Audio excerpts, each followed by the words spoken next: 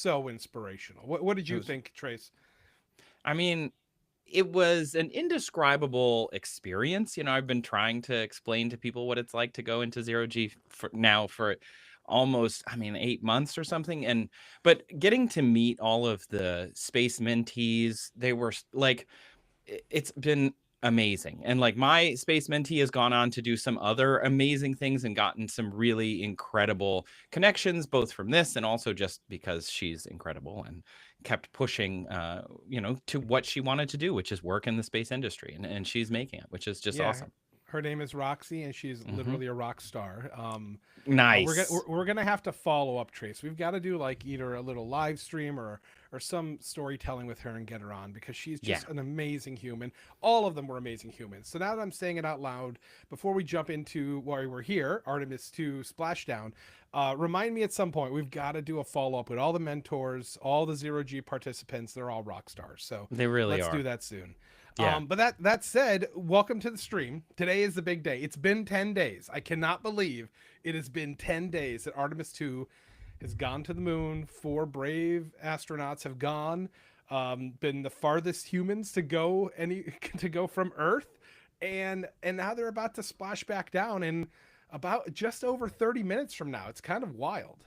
It really is wild. I mean, you've been following it along, I know.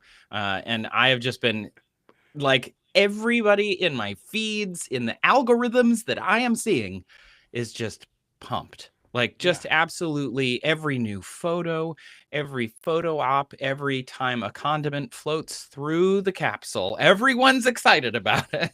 Yeah. Well, yeah. First of all, I am biased. I'm Italian. Speaking of condiments flowing through the capsule, Nutella, mwah, I know. I was gonna say chef's kiss. I didn't know if we want to call it out or not. Also, I is the mean, Nutella a condiment? I feel I bad. mean, Like it's somehow demoting it. I put it on a lot of stuff, and if Nutella would like to sponsor a podcast, a YouTube series, I'm all for it. I'm here for This it. is Hazelnut Talk. Welcome. Oh yeah, Sponsored by Nutella. 2 astronauts talking about hazelnuts.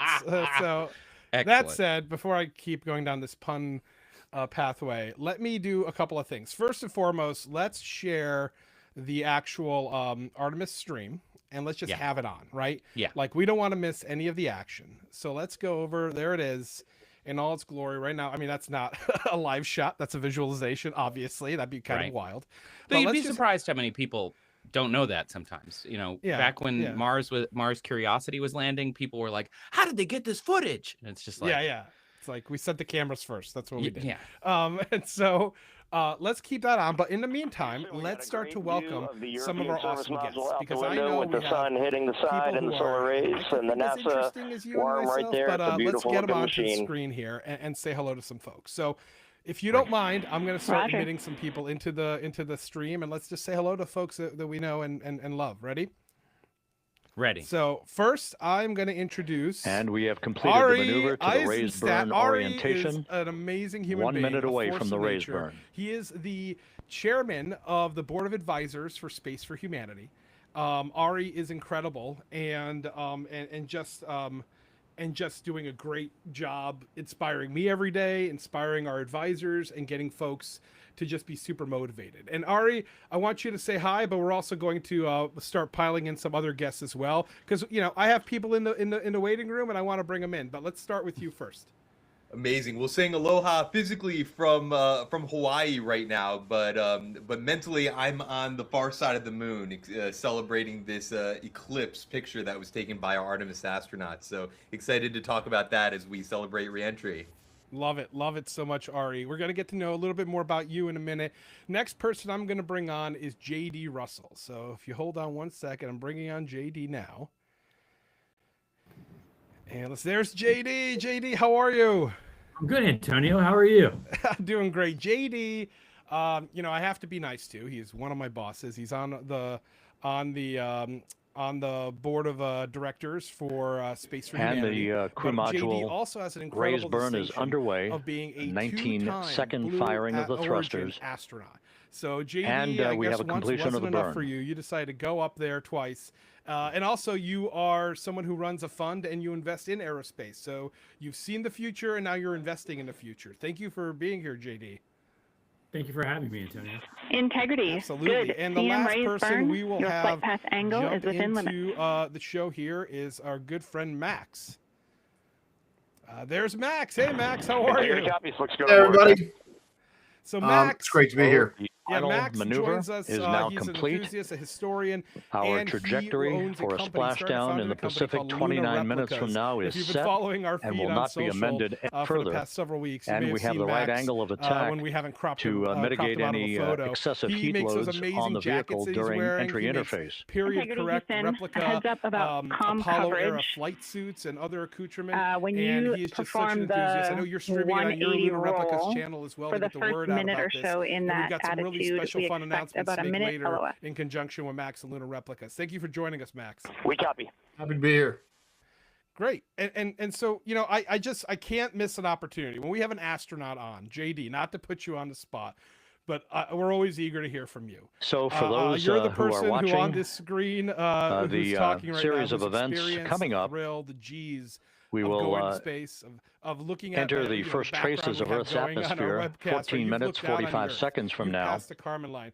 Can you just explain to us, honestly, what was the 6:53 origin and 30 seconds for is your what is passion pegged for entry space, and what was interface at an that altitude of experience like? 400,000 feet, traveling at approximately are you muted, 34,800 JD? feet per second, range to touchdown or You may be muted. splashdown, There you go. 1,701 It's all nautical good. miles. Yeah, you know, we can go to space, but we can't 24 figure out the mute seconds unmute after button. entry interface, So, we will enter a No, 6-minute every kid blackout period dreams about going to in space. which You know, when we you're a will little lose kid, I can communications with remember the crew. being This is looking out my expected window due and to the just buildup looking at the of moon and plasma seeing the around full the moon and vehicle wondering as what it an would be like to go to ionization the effect moon. So due I've to gotten the close, collision, not as if you close as will, these of the velocity heroes of the got, spacecraft but I would love to friction of follow the up Earth's and get on the atmosphere. moon before I That 6-minute run out of blackout is time. expected So I'm to begin hoping at that in our lifetime we'll 6:53 see and multiple 54 people living on the seconds moon full p.m. time, Central and Time. more people will have a chance to get up into During space that period and of really time, experience the we overview will reach effect. our peak It speed is a of life-changing experience to really look down on the Earth 24,661 miles per and see hour. the world without It comes borders. just short, It'll just change your life based on and your unofficial perspective. data You from the realize flight how dynamics fragile the Earth officer right is. So now. Will come right just now, these short guys of have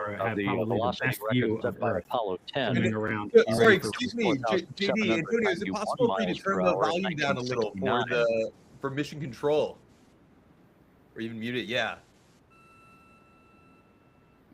Think so. Antonio's on mute now too. At So he's got, now he's gone and 6:54 done. 52 seconds p.m. Central Oh, I Time, still hear minute it. and 22 seconds too loud into still, entry or- interface. It's still pretty loud. Okay, how about that? I just muted it. We can watch, Perfect. and when the action stops, we'll bring back the audio. But back to you, Great. JD. Yeah, I love hearing the passion. Tell us more about, you know, explain to us that about a little bit more about the overview effect. Well, the overview effect was coined by our friend Frank White. He's a Harvard professor, an amazing individual that I hope one day can experience the overview effect himself. And he started a career of interviewing all of the Apollo astronauts, and over time developed a lot of different information and feedback from people. And I don't want to take anything away from it because his book is amazing, and everybody that's interested in space should read it at some point in time and really understand why it's so important that he specifically get up into space one day here soon. Everybody's experience is a little different, and everybody's experience is very much the same. If you're a religious person, the people that I've talked to and the people he interviews, they tend to have a very religious-like experience, a God-like feeling that they're close to God. Other people have had very different feelings and emotions that come behind it. I like to say the human brain really isn't meant to see the Earth from space. When you're that high up, it's really is a lot to unpack. And the first thing you really notice is you just can't see the borders. You can see the Earth, you know your geography a little bit. If you paid attention in high school, it all comes back to you. Or if you're like me and you go on Google Earth and like to zoom in on different places in the world, you can see that, but you just don't see the territories. And you immediately realize just how small the world really is and how we're more of one people. We really are connected, and that in our humanity, we should be working a lot harder for peace and to take care of our planet. Because when you look at it from space, and everything in space wants to kill you. I mean, literally you're in this little capsule, and if something goes wrong, it's always in the back of your head that will kill you. And that planet down there that's so far away is home. And home needs to have clean air. It needs to have clean water. It needs to be a safe place for people to live and go about their lives. And that is something that I think more people feel that. I can talk about it, you can look at it on a video, but unless you're there and experiencing it, you just can't quite have that same feeling. And if we have more world leaders and more business leaders and just people in the world that can have that experience and take it back and share it with everybody else, they can really pass on to other people how great we are and how special we are and how amazing just humans are and this one planet is. And they'll take care of each other. I feel like you'll become a nicer person. And you'll understand that something that nationality and countries that divide us, we're a lot closer and a lot more one people than what we're led to believe when we're in school. You know, I don't know. It's not really my generation, but I can remember when the Berlin Wall fell. Antonio, you may have been there. I'm not sure. You know, I know that you were around for the Civil War. I'm not sure if you fought for the North or the South. Hey, you're the one who gets me all these gray hairs, my friend. Well, mine just falls out. But we grow up in a world that's an us, them. We're this country and there's that country over there, and we're different. And that's really not who we should be striving to be as a people. And hopefully, world peace is achievable. We saw so much in the Cold War change as we worked together to accomplish missions in space together between the U.S. and Russia. And I think that really helped bring us closer. Ronald Reagan said that the handshake when we docked, when Hoot Gibson docked to the Mir, brought world peace with that one handshake right there. And you're speaking right to the ethos of our mission. I expect you to, as a board member, right? That that space brings people together, right? And so we know that, and we're trying to spread that word everywhere with the overview effect. The other thing I wanted to say really quickly is, it just popped up, Melissa. Trace, if you remember, for our 0G flight, Emily Calandrelli's mentee is here in the chat and watching. Hey, Melissa. Oh, my goodness. How are you? Give our best to you and your students. Melissa, you're such an inspiration, and I love your enthusiasm. And I don't know if you missed it at the top of the programming. Trace and I were talking about how we have to not just run back the programming, but also do an update with folks. Like, it'd be great to hear back from you and see how you're doing a year after experiencing zero gravity. But JD, you are not the only astronaut here. I'm about to bring in somebody else who is in the waiting room. Oh, Let's great. see if we can get Aisha. Hey, Aisha, how are you? So, Aisha, hey, what an amazing night. No, please tell us, how are you? I'm good. I'm excited. I'm anxious. I can't wait for Splashdown. Yes, absolutely.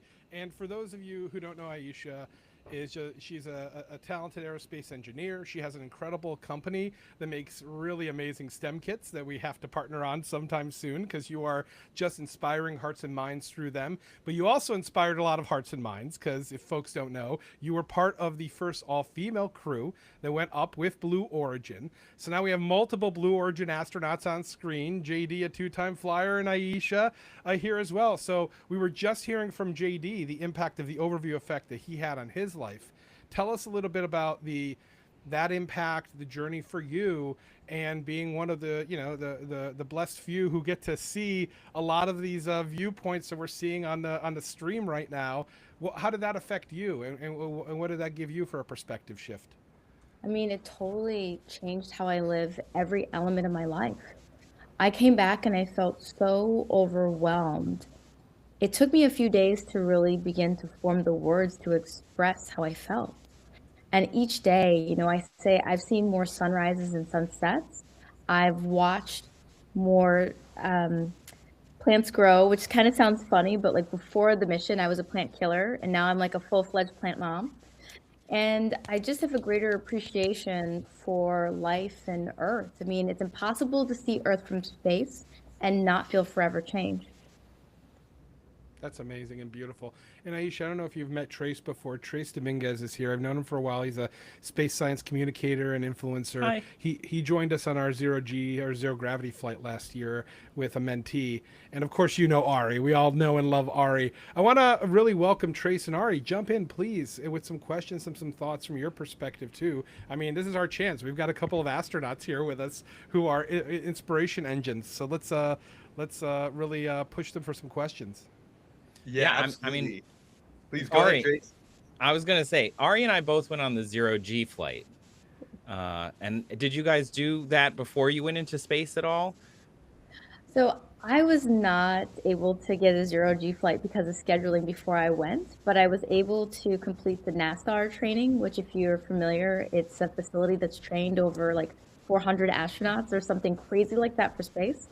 I was able to jump out of some planes, fly an L-39, kind of do a whole bunch of things over the period of about 900 days that I had to prepare to not only conduct my experiment, but ensure that I was able to be ready for the mission. Very cool. I was going to ask if zero G is the same for us in the zero G plane as it was for you, if it feels the same, because I've heard that it does, but I've never met anybody that did both, except for Emily, I guess. But I didn't ask her at the time. But the thing about it is, like, for many years, zero G's been the standard, right? So even though I didn't get a chance to fly before, I'm still trying to get an invite for after, because I would do anything to feel that way again. So thank you, Trace, for letting me put it out there. Like, invite me. I want to come back. I want to float Yeah, around. right. Heard. Message received, yeah. Aisha. We are going to be in contact. And you know that I think so highly of you, and you're an amazing mentor.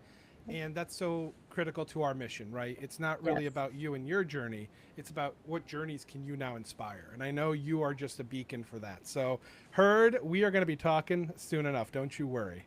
But see, I love this, Antonio, because what we're watching is with the last astronaut corps, we're connecting commercial suborbital flight participants with orbital flight opportunities. And so to be able to participate in zero G before, if you can, that's great. But there are so many experiences that can literally lay the path to space, whether we're talking moon, Mars, or beyond.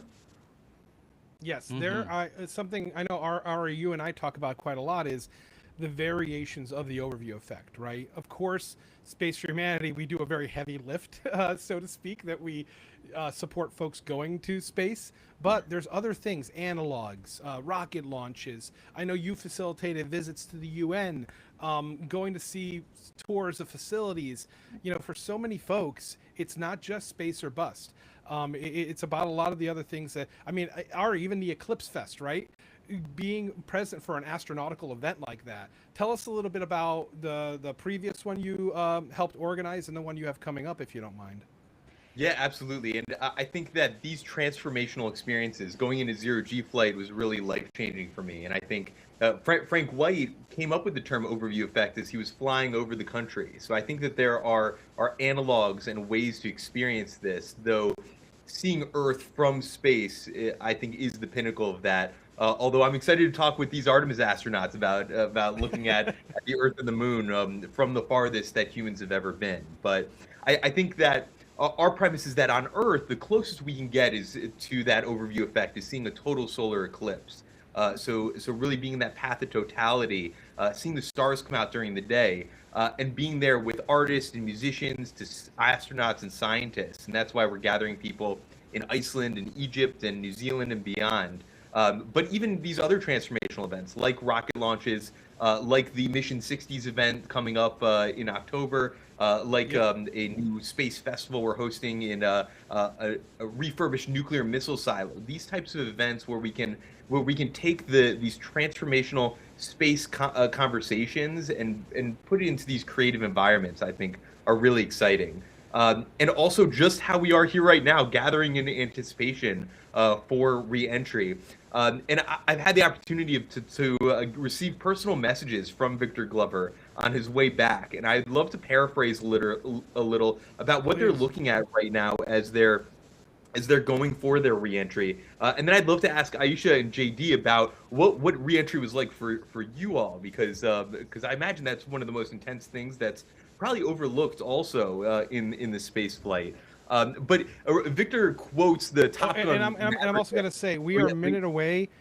Just so you know, Ari, we're like a minute away from them starting the re-entry process. So I'm going to try and keep it on as low a volume as possible. Great. And I want you to keep talking, but I want us to also make sure that we're paying attention to just the incredible view. 1 minute until entry interface on this screen, and that we are living in the future. So please, Ari, keep going. In this last minute, I'd love for us all to consider what Victor calls them being laser focused on 3 mini miracles that have to happen. And he references, yes, that it's a Top Gun Maverick reference.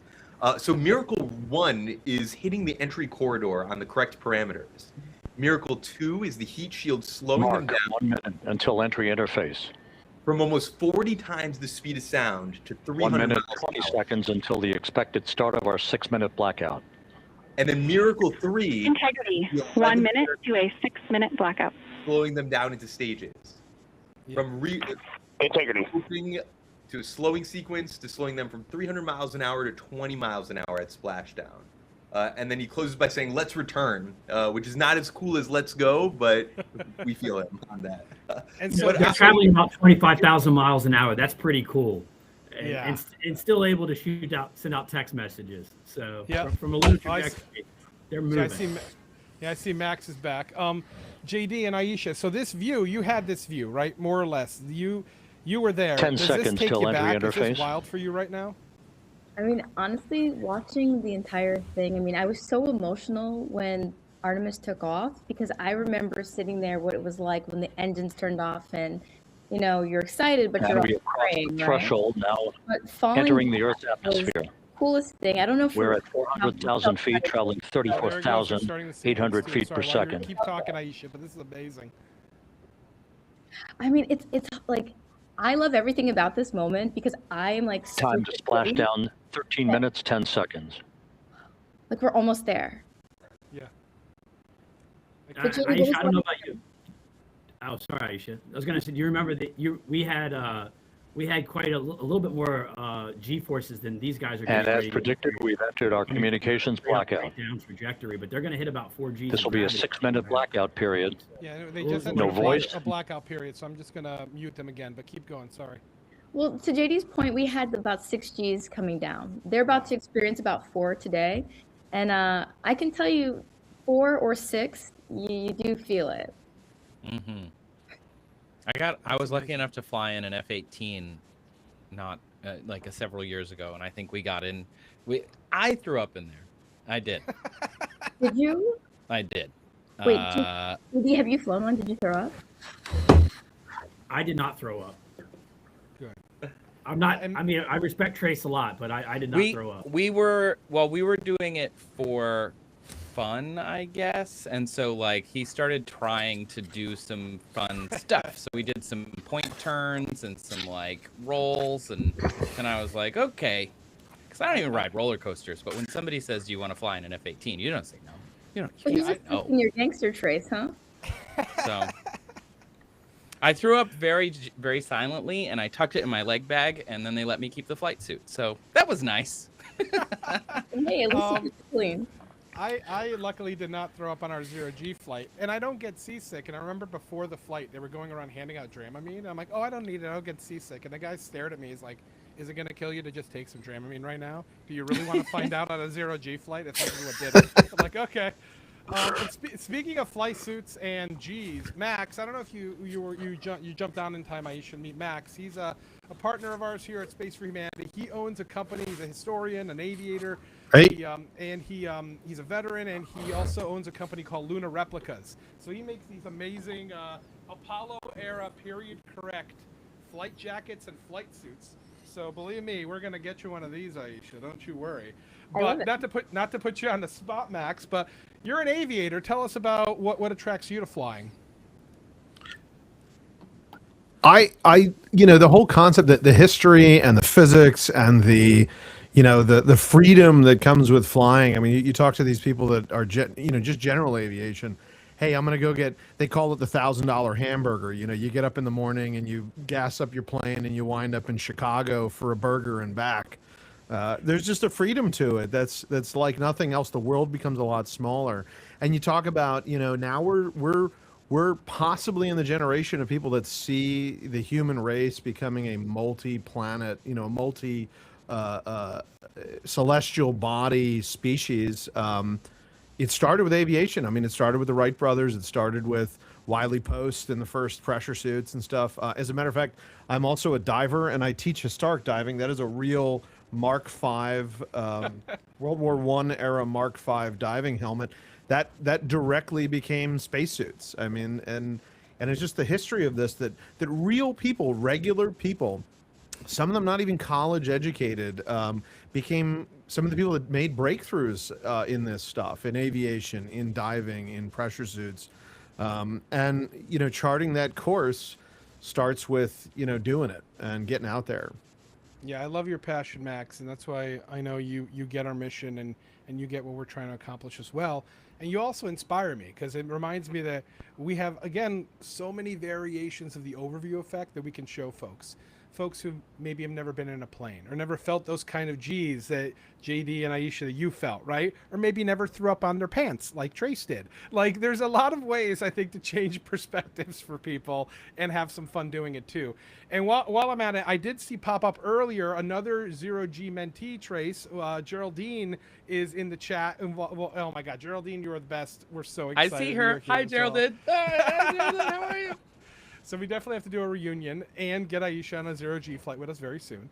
But while we say that, we're looking at a visualization right now. Clearly, it says visualization. This would be the most insane camera angle ever if this was real. But all of us, you know, the heat shield has been talked about a lot, not just this week, but over months and years, ever since the recovery of Artemis 1. So this is, I mean, there's no other way to put it. This is a massively critical moment. You know, we have to keep them, especially during the blackout. We're used to like this moment in movies where we are just holding our breath and waiting to see when they come out on the other side of this. So I just wanted to pause and really talk about the gravity and it of the truly moment. is ballistic.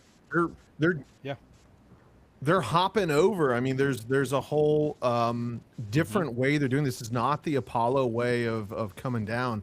They are hitting the atmosphere, skipping off like a rock, and then coming back down after bleeding off some speed and heat and stuff like that. And as a matter of fact, they made that steeper than Artemis 1 because they found that the ablative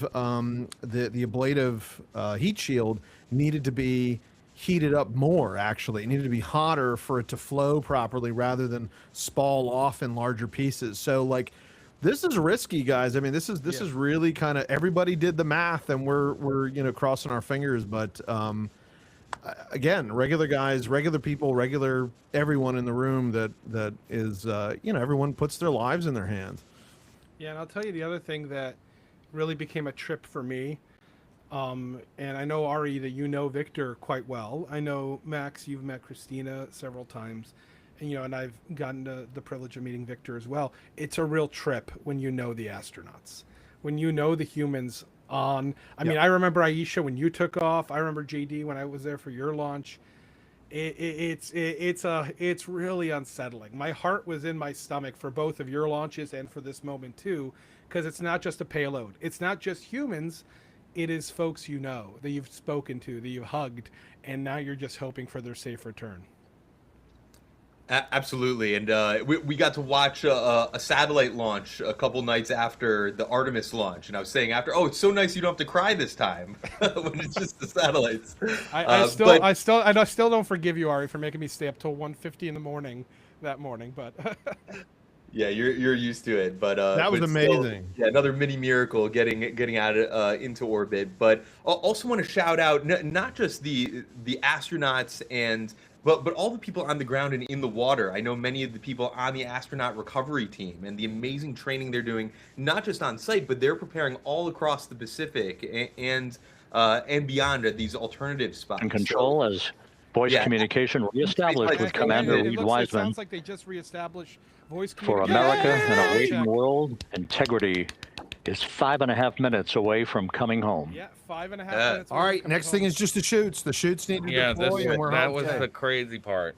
And to your point, Max, too, they use the atmosphere to slow down. Passing 100,000 feet now.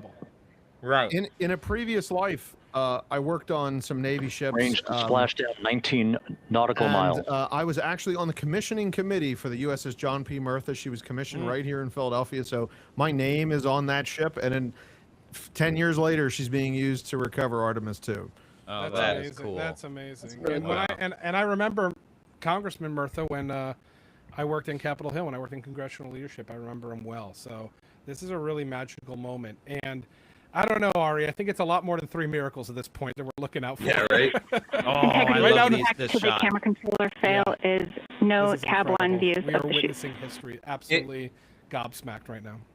Antonio, as you mentioned Congress, could you share a little bit about the Congressional Caucus and what it means for the public We're sector? processing good data through the Absolutely. GPS So, my system. background A oh good my view of goodness, look at integrity. that. Time You to can see splash it. down 4.5 Look minutes. at that.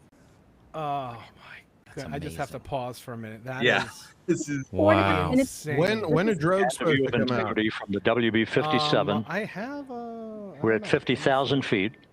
Here soon. Yeah. Yeah. Right now they're at their peak. Wow. Their peak G-force until those drogues come out. There. You should see the explosion on the top part. It's a small explosion charge to let the drogues go, which will then slow the ship down before pulling the main ship. Yeah, I don't want to. I have a cool visualization of it. The but I pyros dare are not armed for jump forward off the bay cover screen, so jettison. let's just watch this. Oh, Oh. did we see something there? Come on, please. They called out the pyro arm. Wow. This is incredible. I can't believe we're living through this right now. There it is. Oh. Drogues yeah. out. And there go the first series of parachutes. Yep, Mains there we open. go. Yep. Drogues. And this is gonna. This is a process to slow them down to a quaint 19 miles an hour. 2 good drogue chutes. Next up, We copy. We see them. the deployment of pilot parachutes that will pull the main chutes out. Oh wow, I can see. Time the to wa- splash is that the down 3 water? minutes and 10 seconds. I mean, they're still 3 minutes away. That can't be the water. No, it's Yeah, gonna they're be still pretty sky. high up. So while we watch this and just smile ear to ear, Ari, Yeah. My background is Perfect descent rate according to flight Integrity dynamics. is right on 2 drogues. I worked many years. We keep the same on board. And as we have found, is space moments like this, missions like this, bring people together, and across ideologies, across political divides and backgrounds, across national divides. And so one thing we started Passing through the 10,000 Advancing feet, Humanity in Space still on Bipartisan drogues. Congressional Caucus. And we've started having events and starting to, we've helped start this, right? We didn't start it, the members of Congress did. But with our urging, at times with our insistence.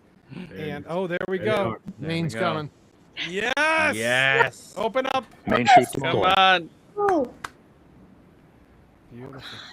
We're Come at on. 5,000 feet. Come on, we got 2.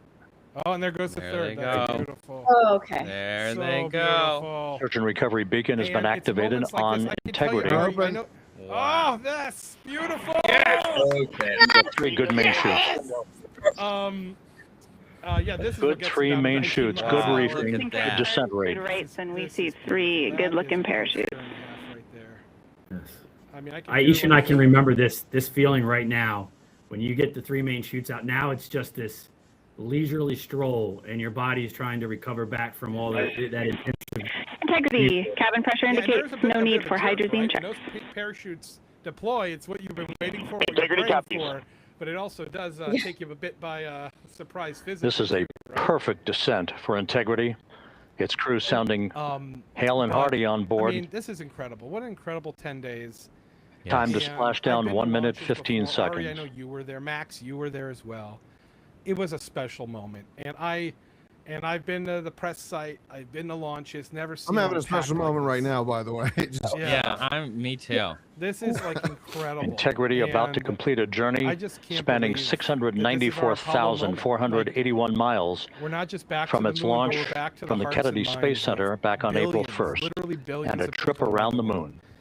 And And we I'm so happy. captured the world's attention. I Mhm. mean, I was in a middle school yesterday for like 350 middle schoolers, and they're all watching Artemis, Mhm. right? Everybody's waiting. It was a picture perfect mission from launch to landing.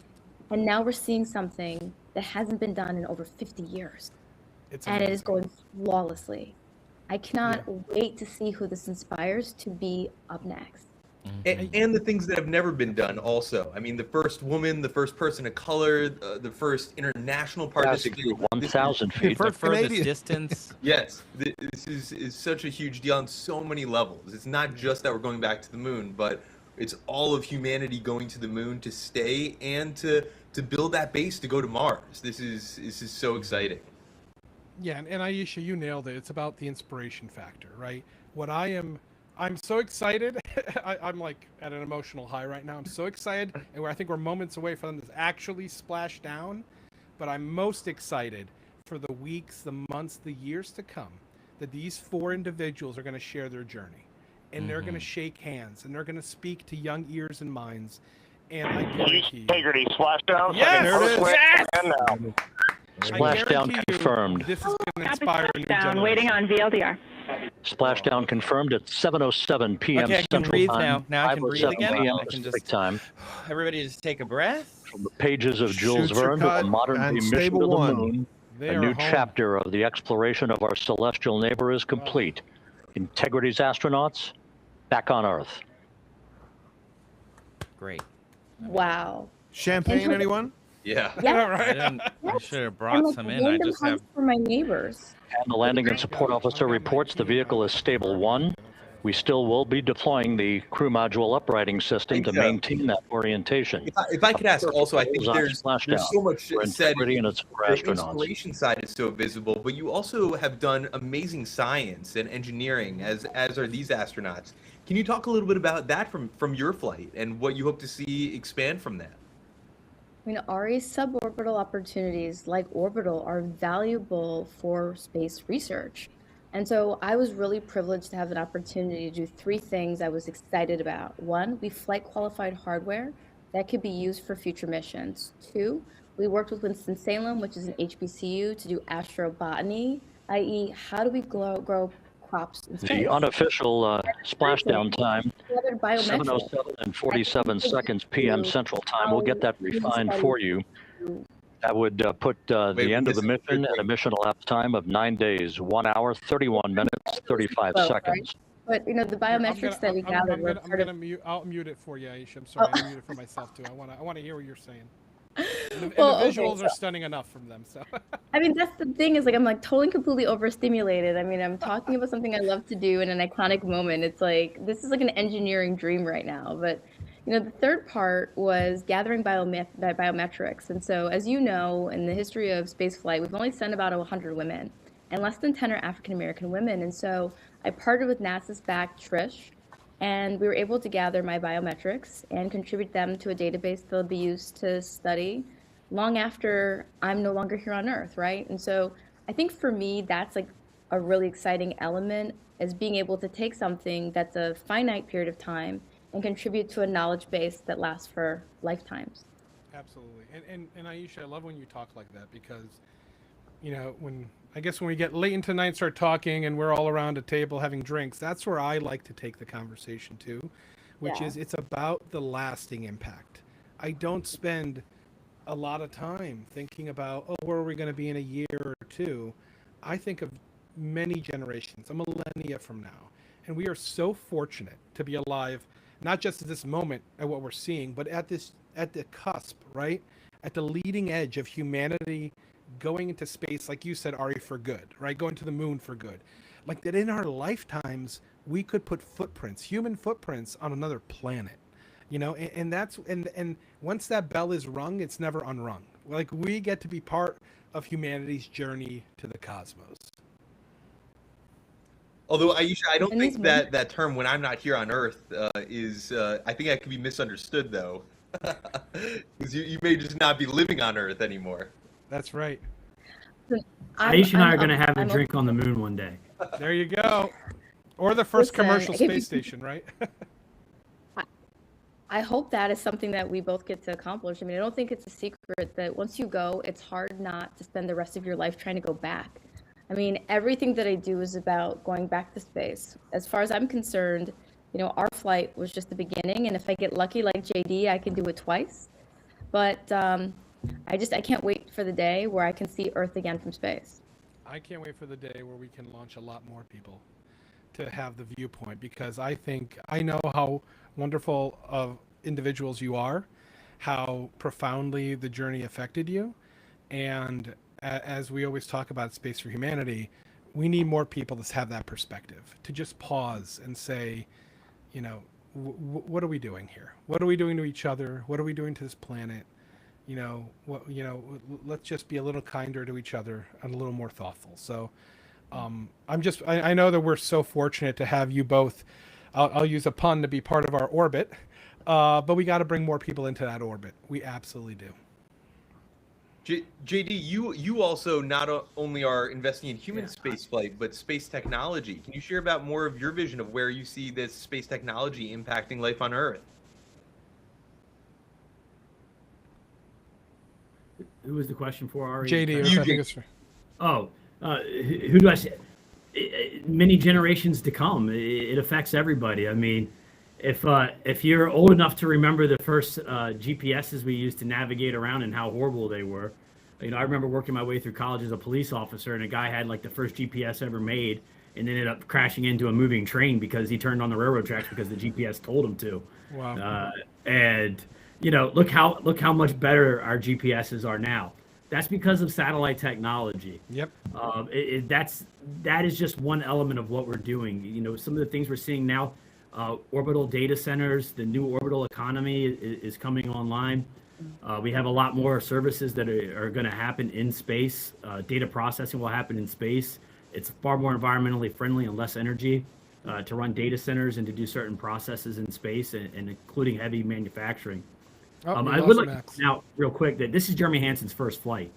So right now, wild, right? Aisha and I will tell you that it still makes the hair on my arm. I won't show you the hair on my arms, but it is standing up. And because every time I watch a launch, I think we both do, when we watch a human launch, you feel it going up. And when you watch someone coming off, you feel what they're feeling coming down. Like you have this insane feeling in your body. And I will tell you that they all have it right now, but Jeremy is probably having the most intense post overview effect flight. I don't want to coin a new term, but that after flight overview effect, it takes weeks and even months really to decompress that and unpack that experience. I can't imagine what that 10-day mission is I would probably be trying to figure that out in my mind for years, if not the rest of my life, the things that they got to see. And I hope they really did take time to really enjoy that view. When you come out of the capsule for the first time, after going up and then coming down, it must feel like the Earth must feel just so saturated and big and like just almost intense. Oh, you know what, Trace? Just to cut you off, we have another astronaut in the waiting room. We are about to welcome in. Let's see. Please welcome to the stream, citizen astronaut number 2, Sarah Sabry. Sarah, thank you for joining us live here. Like, hey, girl, hey. So for those of you thank you for having me. I'm so excited. Sarah is Space for Humanity's one of our citizen astronauts, an absolute rock star. Sarah, first Arab woman to go to space, first woman from the African continent, first Egyptian, and another absolute amazing beacon of hope and inspiration engine. Sarah, thank you for joining us. What do you think about what we just witnessed, this splashdown? Thank you, Antonio, and it's so good to see you guys. So good to see you, Aisha, Ari, Trace, JD, everyone. It's so good to be here. Wow, like what a perfect splashdown, what a perfect landing. Like, it's just incredible to watch. Mm-hmm. It did bring back like some memories, like the time between the free fall and the parachutes coming out. That was kind of a little bit stressful, but it went really well. This is incredible. Like, wow. Yeah, and Trace, who's on with us, Trace is a dear friend of the organization, a space science communicator, influencer. Trace, you were just asking, I cut you off, but I figured you could ask Sarah as well, to our 3 astronauts now, if you want to ask the same question. Yeah, my question is basically like trying to describe a little bit about what they're feeling right now, right? They're going to open this door after having been up in space, seeing the Earth in a completely different way than they ever had before, and especially in the case of Jeremy. But like when you open that door and you kind of see the Earth again up close, what does that feel like? Does it feel big? Does it feel saturated? Does it feel overwhelming? Like what? It must feel, I mean, wild, like hard to describe. I mean, it definitely is. I think it's a very emotional moment for sure. But I think like what they've been through, because they were they were just looking at the moon just a few days ago. It must be such a surreal experience. I can't even imagine, or can't even kind of like begin to imagine what they must be feeling like. I think for us, seeing Earth and then coming back to it, because it was a short flight, it was still very, very significant. It did, it was such a profound experience, such a life-changing experience. And I think for me personally, I can only describe about like how I felt. The first thing I said was that as soon as I landed, was that everyone has to see this. And those moments that you have with the crew when it's private, when the hatch is still closed, is very, very special. I shared a moment with one of my crewmates, Steve, that we still kind of like talk about till now, even if it's like a little less than 4 years later. It's a very emotional moment to go through this experience, to go to space and then come back. And for me, like, if I just felt kind of like a weight being lifted off my shoulders, but also like being added. So it was kind of like a mix of emotions that you feel.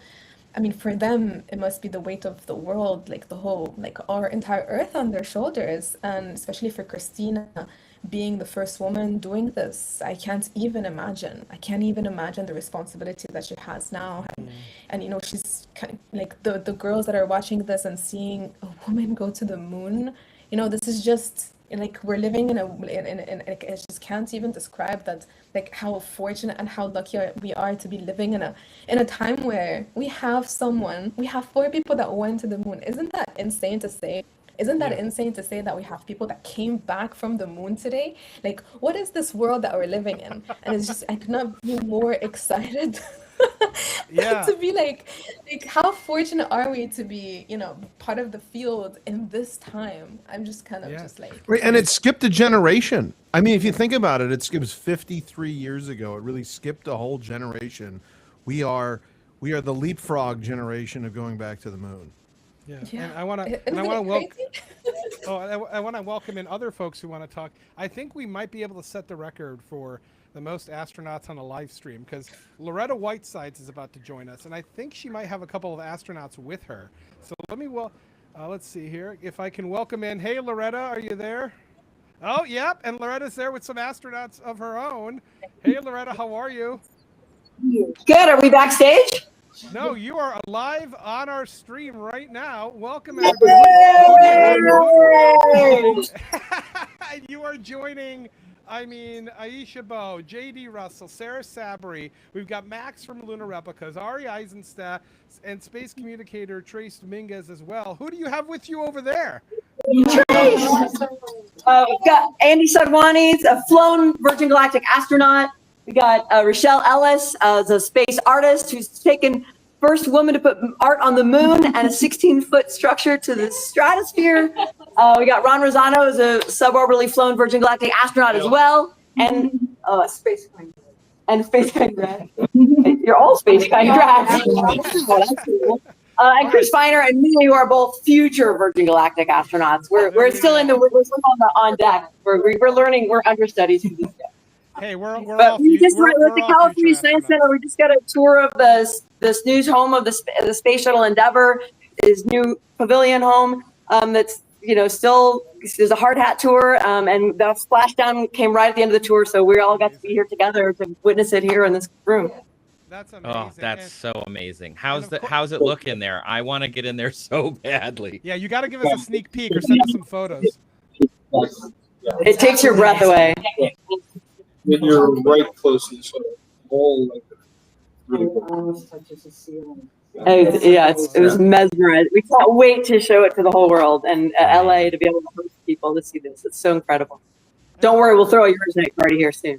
Oh, you're darn right. Loretta, of course, you're just a space visionary, and you're also the founder of Yuri's Night. If you've not heard of Yuri's Night, just an incredibly wonderful party that started on an anniversary of Yuri Gagarin going to space, but now happens, I feel like, whenever there is a core gathering of amazing space people around an amazing space event. So I just saw you last week in the wake of the Artemis 2 launch, and I know you have one coming up tomorrow in LA, and folks need to check out Yuri's Night and just go and have fun, because it won't change your perspective like an overview effect, but it'll change your perspective, and you get to find a lot of like-minded, like-valued people. So thank you for all the work you do, Loretta, to open people's eyes up to the transformative power of space.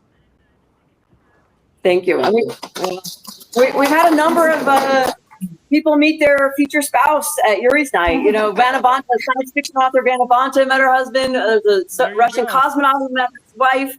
And then we just found out there's some a Goddard couple, astrophysicists met together at the Goddard Yuri's night. So, you know, it's love. Loretta, I didn't know. That's a compelling. Those are some compelling stats there. Yeah, now Yuri's singles night, I think they're going to call it now. Speed dating with Yuri. Hey, Antonio, we should point out that Yuri Gagarin's flight suit is at the Air and Space Museum. You and I have both stood there when it was unveiled. And right next to it is a citizen astronaut's flight suit. Katya's flight suit is right next to it.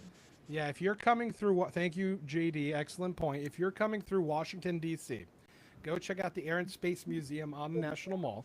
There is a relatively new gallery called the Futures in Space exhibit. And when you walk in, there's a big glass case with an orange flight suit. That is Yuri Gagarin's test flight suit.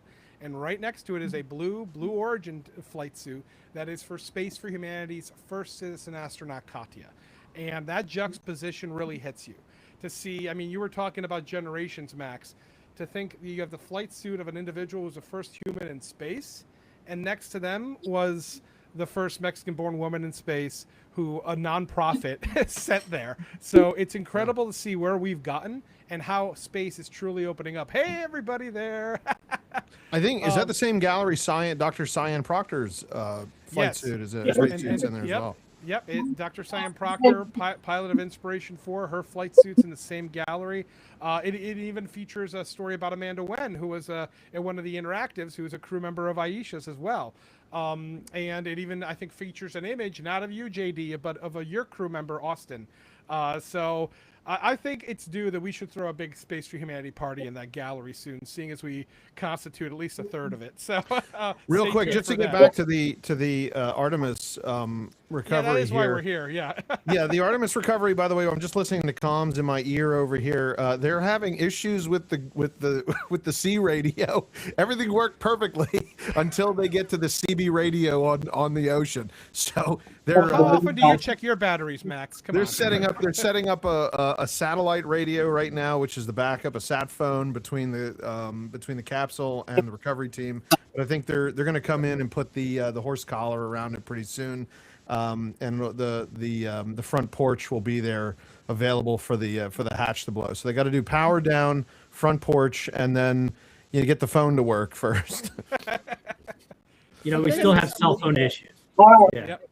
When they wave, I feel like I'm just gonna lose it and start screaming. Oh no! When this door opens, I can't believe it. I lost it when the parachutes opened. I didn't realize that was a trigger for me. But you know. I mean, but then I was like, we're on a live stream. I'm trying to keep it together a little bit. But I feel like we need like we're back, like a walk-on song moment, right? Like this feels like a kind of like a power ballad moment. Like we are back in space. Yeah, and so Loretta, and perfectly, really. The rocket went off right on time. Every milestone happened. I think they even wound up fixing the head on board. If not, you know, we'll get there. Loretta, we've heard from the parade. Like, where's the parade? Oh no, soon enough. But ticker tape. Great. All right, we're so loud here. We're gonna sign off. But thanks for having us. Have a great time. Loretta, thanks for joining. Antonio, absolutely. Go to. So Yuri's night is this. I believe it's tomorrow. Sunday at the Griffith Observatory. I'm sorry. Yeah, Griffith Observatory in Los Angeles. Go. It's amazing. And check it out. Yeah, thank you, Loretta, for joining, and thank you to your Astros for bringing them along. Oh, and I think Jared's speaking right now. On mute. Yes, and then as NASA administrator, I just couldn't be more proud of the entire workforce, the years, the effort, the late nights, all the hard work from across the country that contributed to this incredible moment right now. And yeah, incredibly grateful too for our teams here on the John P. Murtha right now. Yeah, look at them behind us We here. got everybody. What do you guys think? We just brought some astronauts back from the moon, huh? Unbelievable. Thank you. Yeah, so grateful to the Navy, the sailors that are here, the NASA teams. I mean, this is a joint effort that's on their way right now. These recovery forces are getting out to our Orion spacecraft, to Integrity, to get our astronauts back on the ship safely. Yeah, and this is not just an accomplishment for NASA. This is an accomplishment for humanity. Again, a historic mission to the moon and back. How does this make you feel, and what do you hope people take away from this? Well, I'll tell you, I think about the crew members that we've all had an opportunity to observe over the last 10 days, right? I mean, they're absolutely professional astronauts. I mean, wonderful communicators, almost poets. But then I think these were the ambassadors from humanity to the stars that we sent out there right now. And I can't imagine a better crew than the Artemis II crew that just completed a perfect mission right now. So yes, it's a huge moment for everybody, right? I mean, we are back in the business of sending astronauts to the moon, bringing them back safely, and to set up for a series more. I mean, this is not a once in a lifetime, which you hear sometimes around here. It's like, this was a once in a lifetime. No, it's not. This is just the beginning. We are going to get back into doing this with frequency, sending missions to the moon until we land on it in 2028 and start building our base. Yeah, are we going to build on the momentum for Artemis 3? I mean, it's just around the corner. Absolutely. So, I mean, that's, part of me too. Like, I can't wait to get the crew off of Integrity right now, but also getting Integrity back on this ship so we can start taking a look at it, because all that data is so precious to us right now. I mean, we are going to definitely want to take a good look at the thermal protection system. We're going to want to download all the data they couldn't transmit back to us and use that to inform Artemis 3. But we're already making progress, right? You had SRB segments already showing up at KSC. Core stage for Artemis 3 is rolling out on April 20th. We're getting Mobile Launcher 1 back in vehicle assembly building. So yes, there is a lot to celebrate right now on a mission well accomplished for Artemis 2, and at the same time, we got to start getting ready for 3. Amazing. And last question, for people who joined us for all 10 days to see what we can accomplish together with our international partners, what do you think about the fact that we're going to keep doing this more and more and more? It's incredibly exciting. I mean, yes, it's the contributions, like the best and brightest across the NASA workforce from across the country, our industry partners, our international partners. We had a Canadian Space Agency astronaut on board in Jeremy. We had the European Service Module. And you think in the days leading up to this launch, I mean, 48 hours prior to launching Artemis 2, I was meeting with the Italian Space Agency. We signed a memorandum of understanding to build a habitation module on the moon. I mean, you have countries, all of our allies together saying, we are committed to this effort. We are returning to the moon. We're doing it to stay. We are building that enduring presence. We are going to master the skills on the surface of the moon so someday we can undertake missions to Mars. It's just an incredibly exciting time, and we're not going at it alone. We're bringing everybody along with us. Absolutely. And speaking of everyone, one more time, we're going to ask the crew here, you guys ready to land on the moon? Yes. Hey, real quick, I just wanted to talk about just the Navy history a little bit. One of the first commanders of the Pacific Fleet that gave the green light for Apollo 8, Apollo 11 and stuff was actually John McCain's father. Admiral McCain was the head of the Pacific Fleet during recovery. And I personally, as a naval historian as well as a NASA historian, I have spent a lifetime collecting recovery ship caps. So this is the recovery cap from the crew of the USS Guadalcanal, which picked up Apollo 9. The Hornet, which is still, it's a museum in San Francisco. She's in San Francisco. This is Apollo 11. This is a crew hat aboard there. My friend Al Warden gave me this. So he was on board the USS Okinawa on Apollo 15, and 53 years ago, the USS Ticonderoga picked up Apollo 17. So this is the first time since the Ticonderoga that an Apollo command module has been picked up from a lunar mission. So we have a direct line from these ships all the way to the John P. Murtha.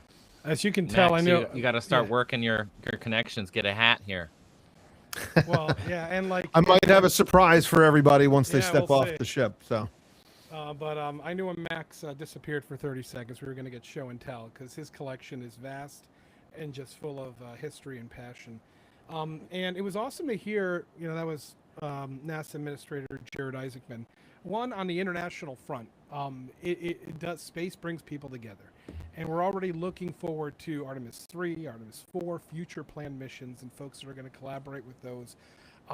And I can tell you that I was actually at the Italian ambassador's residence for an event the night they signed that MOU.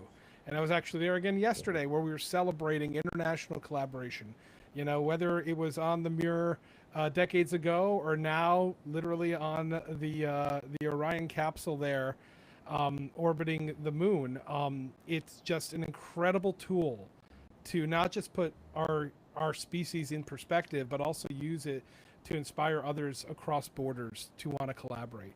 And before I toss it to you, Ari, to talk a little bit about our international work, I also want to say shout out to Jared because he nailed it. Like no offense to present company, this crew, this moment, like these four individuals, I cannot wait, not just for that door to open, but like I was saying earlier, for them to get into classrooms, to get on the morning shows, to get on late night TV, to do a podcast, to do all the things, because this crew is just special.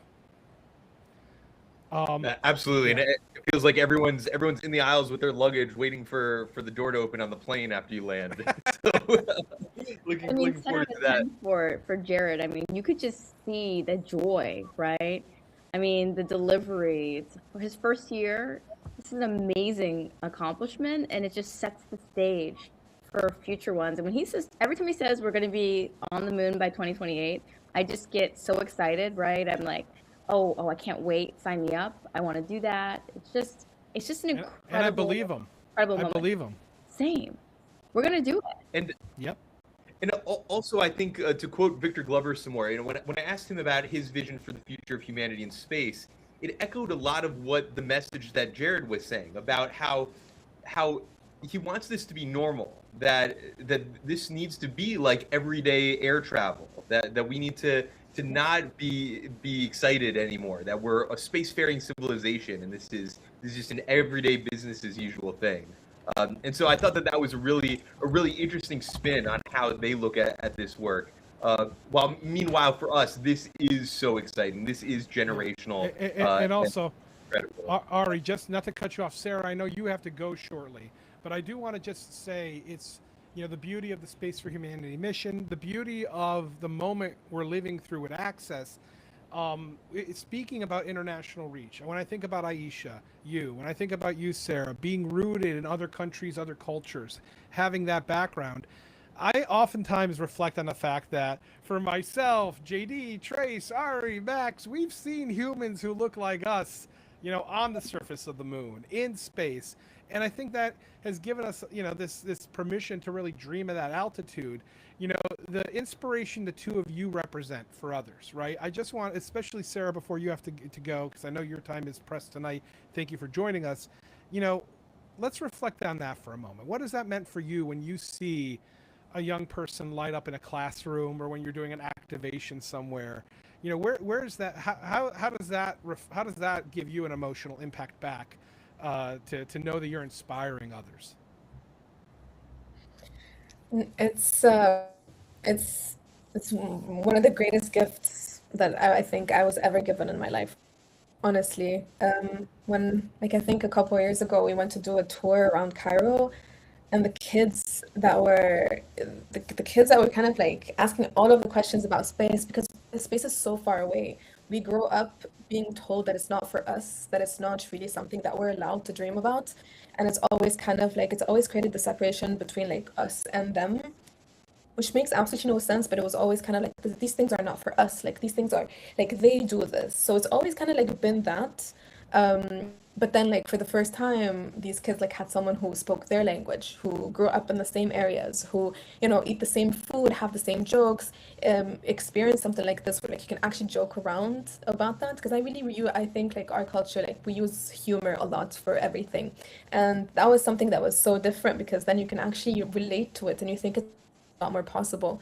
And for my niece is 5 now. She grew up, when she was growing up, when she was really, really young, she was watching me on TV. So she saw everything, and it was very normal. And then with Haley Arsenault, she wrote a book, and she signed it, and I gave it to Luki, my niece.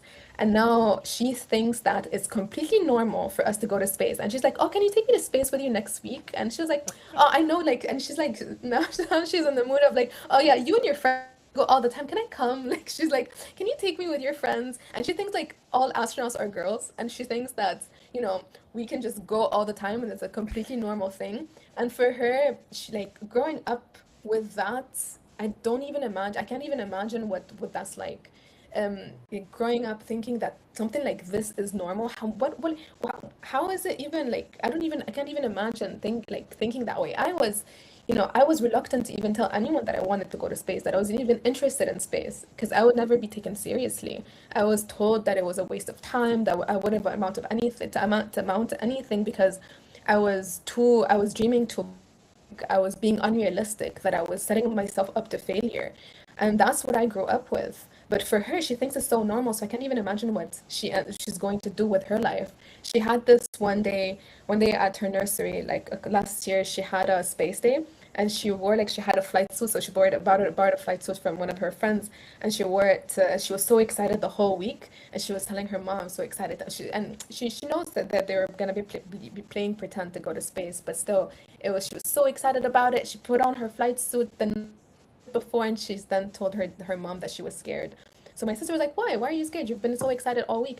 She said, I'm not scared of going to space, I'm scared of volcanoes on Mars. For her, she's already thinking about the volcanoes on Mars and how she's gonna cope with those.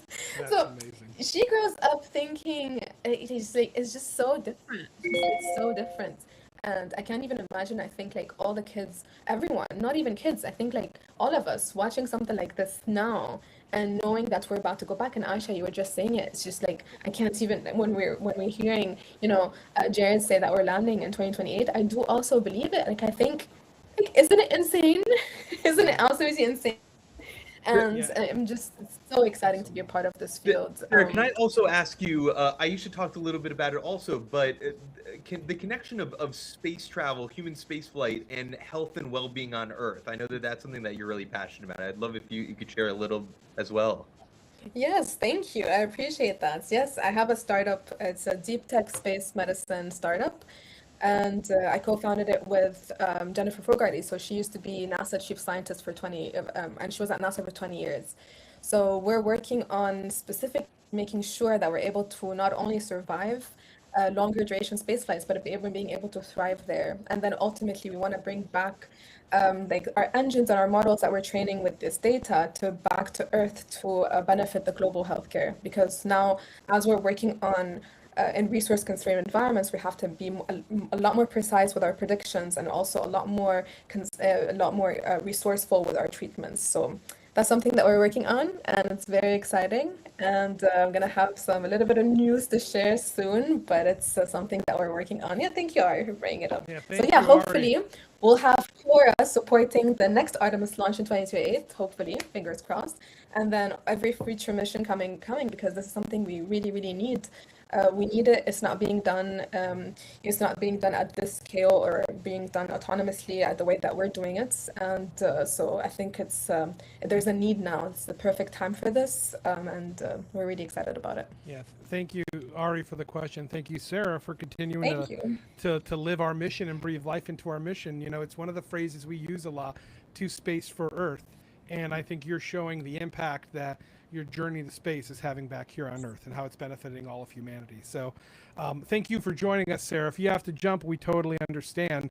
But I'd love to kick it to you, Aisha. You're somebody who's no stranger to a classroom, to inspiring young people. I'd love to hear, bye, Sarah. I'd love to hear from you the impact it's had on you as we're closely monitoring this screen and seeing if a door opens soon. I know. As soon as I saw the boat get closer, I just leaned in, right? I mean, I cannot wait for them to come out waving. But to your question, Antonio, what I'm really loving is that the idea of going to space is the first dream that a lot of people have around the world. In all the countries that I've been to, traveling on behalf of the State Department, it's usually the first thing that someone tells me that they want to be, that someone else told them that they couldn't do. And I remember talking to a mom who said to me that for Halloween, her kid wanted a astronaut costume. But that after seeing our launch, she was like, it's not a costume, it's a flight suit, and it is a uniform for their career for the future. And I'm going to buy it.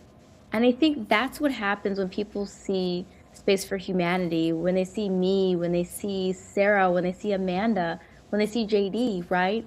It allows people to actively rewrite what they think is possible from a very early age. And impossible becomes only a suggestion. No, that's beautifully and well said, Aisha. There's nothing to add to that, right? Because you're nudging these folks in an incredible pathway. And again, it speaks to the ethos of our mission. It speaks to why we're here, why we're excited for a little boat or going around a little capsule with some orange balloons on it. Is that this is how you inspire exploration, discovery, and a different perspective for the world.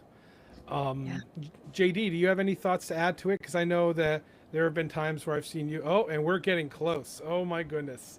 If you have anything to add, JD, do it quick, because I think we're all about to lose it. No, I'm just a little seasick watching this thing rock back and forth. I hope they're not feeling that, because you're enclosed in there. You know, they're not. Yeah. They don't have. They're not having the sea air right now, so they're just rocking back and forth. I think they're taking readings and stuff as well. They're seeing if there's any gaseous readings on the outside, and then I think they have to hook up an anti-static device, if I'm not mistaken, to discharge the static, and then right, make sure. Yep. And then they can put the collar on. So close. Yeah, we still have to wait. Yeah, since we have a little bit of time, I'll tell you, Aisha can tell you, there's a magical moment after you land with your crew, and you have this really intimate time together before you step out to the world. And I again, I can feel that emotion behind them on the flights. You know, they're having conversation, they're bonding. This is probably, you know, it's not the last time they're all going to be together. They're going to be together a lot, but it's the last time they're going to be together in that space. And it's a very powerful, it's over, we've landed, we made it, we're a team. We didn't kill each other on the flight. We worked together. You know, fix a toilet. Yeah, you're, you know, no matter what you do, you know, we all have to fix plumbing in our houses. If you're in space, you still got to fix the plumbing. So, like Aisha, I'm sure I'd love to hear how you feel about it, what emotions it's bringing back for you. But I remember those feelings. I mean, JD, I feel like you nailed it in that moment, right? Like, none of us were itching to leave. We just sort of sat there and we absorbed what we did. And we knew that as soon as that door opened, that our lives were forever going to be different, and that we would have not only an individual story, but a collective story that may or may not even truly be told. And so I can see that here for them. I'm sure they're in there like, wow, right? All the records that were broken. I'm actually surprised that Super Mario Brothers didn't hop on the Christina toilet thing. It just feels like it should happen. Like, that should happen immediately. That is a brilliant idea. You're absolutely right, Aisha. Super Mario Galaxy toilets. I mean, come on. Yes. I mean, I hope, like, clip that, send that to them, because they need, like, this whole thing makes way, way, way too much sense. But there's just so much that's going to come out of this. And Ari, you know, you hit it with Victor earlier, and I remember him saying, you know, once I launch, I might be wearing an American patch, but I'm representing Earth. And I feel like they just did that spectacularly, right? Everybody's story, the execution, this moment, it really is space for the benefit of Earth. Absolutely, absolutely. And you know what? We're speaking of this moment, and I'm sorry, I can't get over what I'm looking at visually. I feel like I'm living through the 60s. And I think it's, while we're waiting, speaking of living through the 60s, Max, I'm teeing you up here.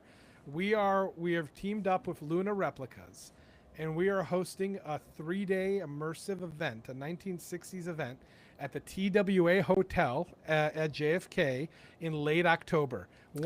It's not a question. All of you are coming. It's on this stream. You are all going to be there.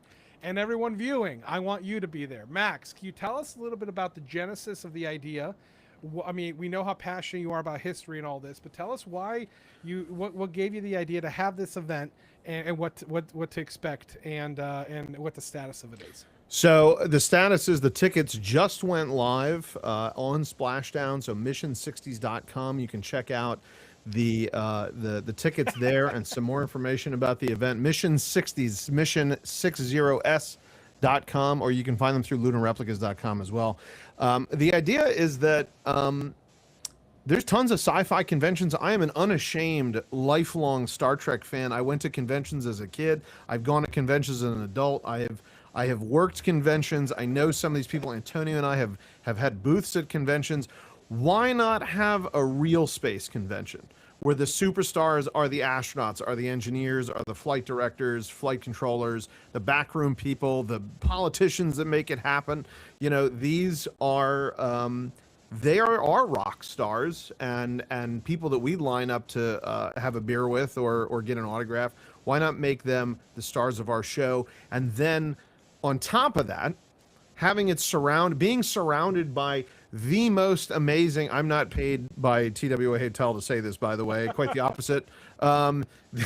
The most amazing adaptive reuse of a 60s piece of architecture. The TWA Hotel was designed by Eero Saarinen in 1959 through 62, was commissioned by Howard Hughes. It was the defining fundamental change in Brave architecture, but also how the public interacted with aviation. It was really the first modern flight terminal. It had the first jet bridges. It had the first carousel for picking up your luggage. I mean, and it had been closed for about 17, 18 years. When JFK expanded, it got cut out of the terminal, and now it is now a hotel. They spent about $500 million restoring this place. It's absolutely amazing. It's incredible. It really is. It really is a time warp. And what we're going to do is combine the time warp of the TWA Hotel on a regular weekend with meeting people from the Apollo generation that made it happen. And then possibly... Who are some of the people you have confirmed already, Max? Yes. So Jerry Griffin, iconic flight director of 3 of the 6 landings of the Apollo program. We are working on some other Apollo veterans. Bill Moon will be there, one of the only Asian Americans in the space program at the time. He was an ECOM flight controller on several of the Apollo and Skylab program missions. Nicole Stott will be there as an artist. We're having several other artists. Chris Calley, who is the son of Paul Calley. And just so you know, I think we're getting close, Max. We're getting real close. I'm watching. But if you guys want to see real, well, they got to put the collar on first. I think they're trying to find reverse on that boat there. And also for Mission 60s, like I've been to the hotel. You're stepping into the 60s. They have working rotary 100%. phones in the hotel rooms. The windows from your room, you're watching airplanes take off and land. They have a rooftop heated infinity pool. It's wild. And you so are what we're connected trying directly to Terminal 4. If you take JetBlue, you're actually still connected, and you walk through the iconic red tunnel into the building. It's going to be amazing. I'm having so much fun putting this event together because it's the event I've always wanted to go to, and I think it's everyone here has wanted to go to that event. You literally are stepping into the 60s, and because it's the weekend before Halloween, we're telling people to dress up. Like, if you're going to come, you got to... Mad Men to Austin Powers, just come fully in the skinny ties and everything, and you'll have a blast, a total staycation. And we're going to create a lot more content around this as the lead up to it. And of course, tickets are on sale, mission60s.com. But what I really love about it, Max, is it's about reclaiming that zeal and that energy that honestly I'm looking at the screen and experiencing now from the Apollo program. And it's also about the passing of the torch. Yep. It's not just about what we've done, but who's going now and who will be going. And that's so critical. So we really hope to, knock on wood, to get some of these astronauts who are waiting to see emerge at the event, and as many astronauts as we possibly can. But it's going to be a fun 3 days. Mark your calendars, October 23rd to 25th. And I want an Artemis lunchbox, man. Like, everyone in the Apollo era had Apollo everything, and they had inflatable helmets and stuff at school. The Artemis era that we are in now, this Artemis era, the new golden age of space exploration and farther, we're restarting this 2 generations later Well, Jared put it out there. We're going to have a permanent moon base. I mean, this is going to be real. You will look up at the moon and see lights like you do on the dark side of Earth. How cool would it be if we can be part of that passing of the torch? Absolutely. Listen, Max, I'm with you. I'm ready for the merch. Like, I was kind of hoping that they would have like Artemis merch on the mall. You know, like how after everything you go past one of those stalls and they've got like all these T-shirts. Yeah. They need to do that now. I want a T-shirt that's got like a moon on it, that's got like Victor Glover's face, just all the things. Listen, like the wolf shirt though, you're talking like a kind of faded Victor Glover looking this way, and then another one of him looking that way, and then the moon with maybe some trees. I would buy that shirt right now. I want to do a Somebody shout out. design it. We didn't plan this, but Antonio and I are both wearing our Space Coast Hawaiian shirts. I met Jennifer at the event. It is Cape Canaveral apparel. Their website is wait a minute.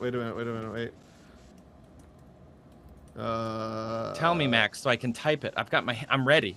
Space has always got a good shirt, right? Whether it's Hawaiian, glow in the dark, whatever, like it's always something cool. I'm gonna give some love to my merch. Here's the official Artemis T-shirt. Nice. They were having trouble keeping the Artemis, the like actual official NASA stuff in stock. Like people were struggling. Yes. At the launch they had there was like a food truck that had just Artemis stuff. The line must have been an hour long. I mean, these people, they cleaned up. So it's CapeKennedyClothing.com. We met them at the launch. Actually, they came to Yuri's night. They're the nicest people, and they have the coolest Hawaiian shirt designs. Ari, I think this could become your whole look permanently. I definitely got it. I also want to show the Uniqlo shirt that Cyan Proctor and Leland Melvin worked on. If my green screen doesn't. Oh, that's fantastic. That's and this great. benefits the Club for the Future and Space for All.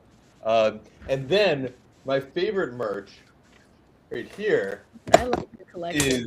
Let's see, Ari. Space for Humanity. Right there. Yeah. This is a special one signed by some of my favorite astronauts. Although Aisha, you didn't sign this one, so neither did JD. So listen, I got a Sharpie ready for you. All I have is these reflective style crop tops for today. But this is why we gotta get it together. So did everyone see that the cast and crew of Project Hail Mary were wearing NASA lunar replicas and Space for Humanity jackets at the premiere? So cool. Oh, and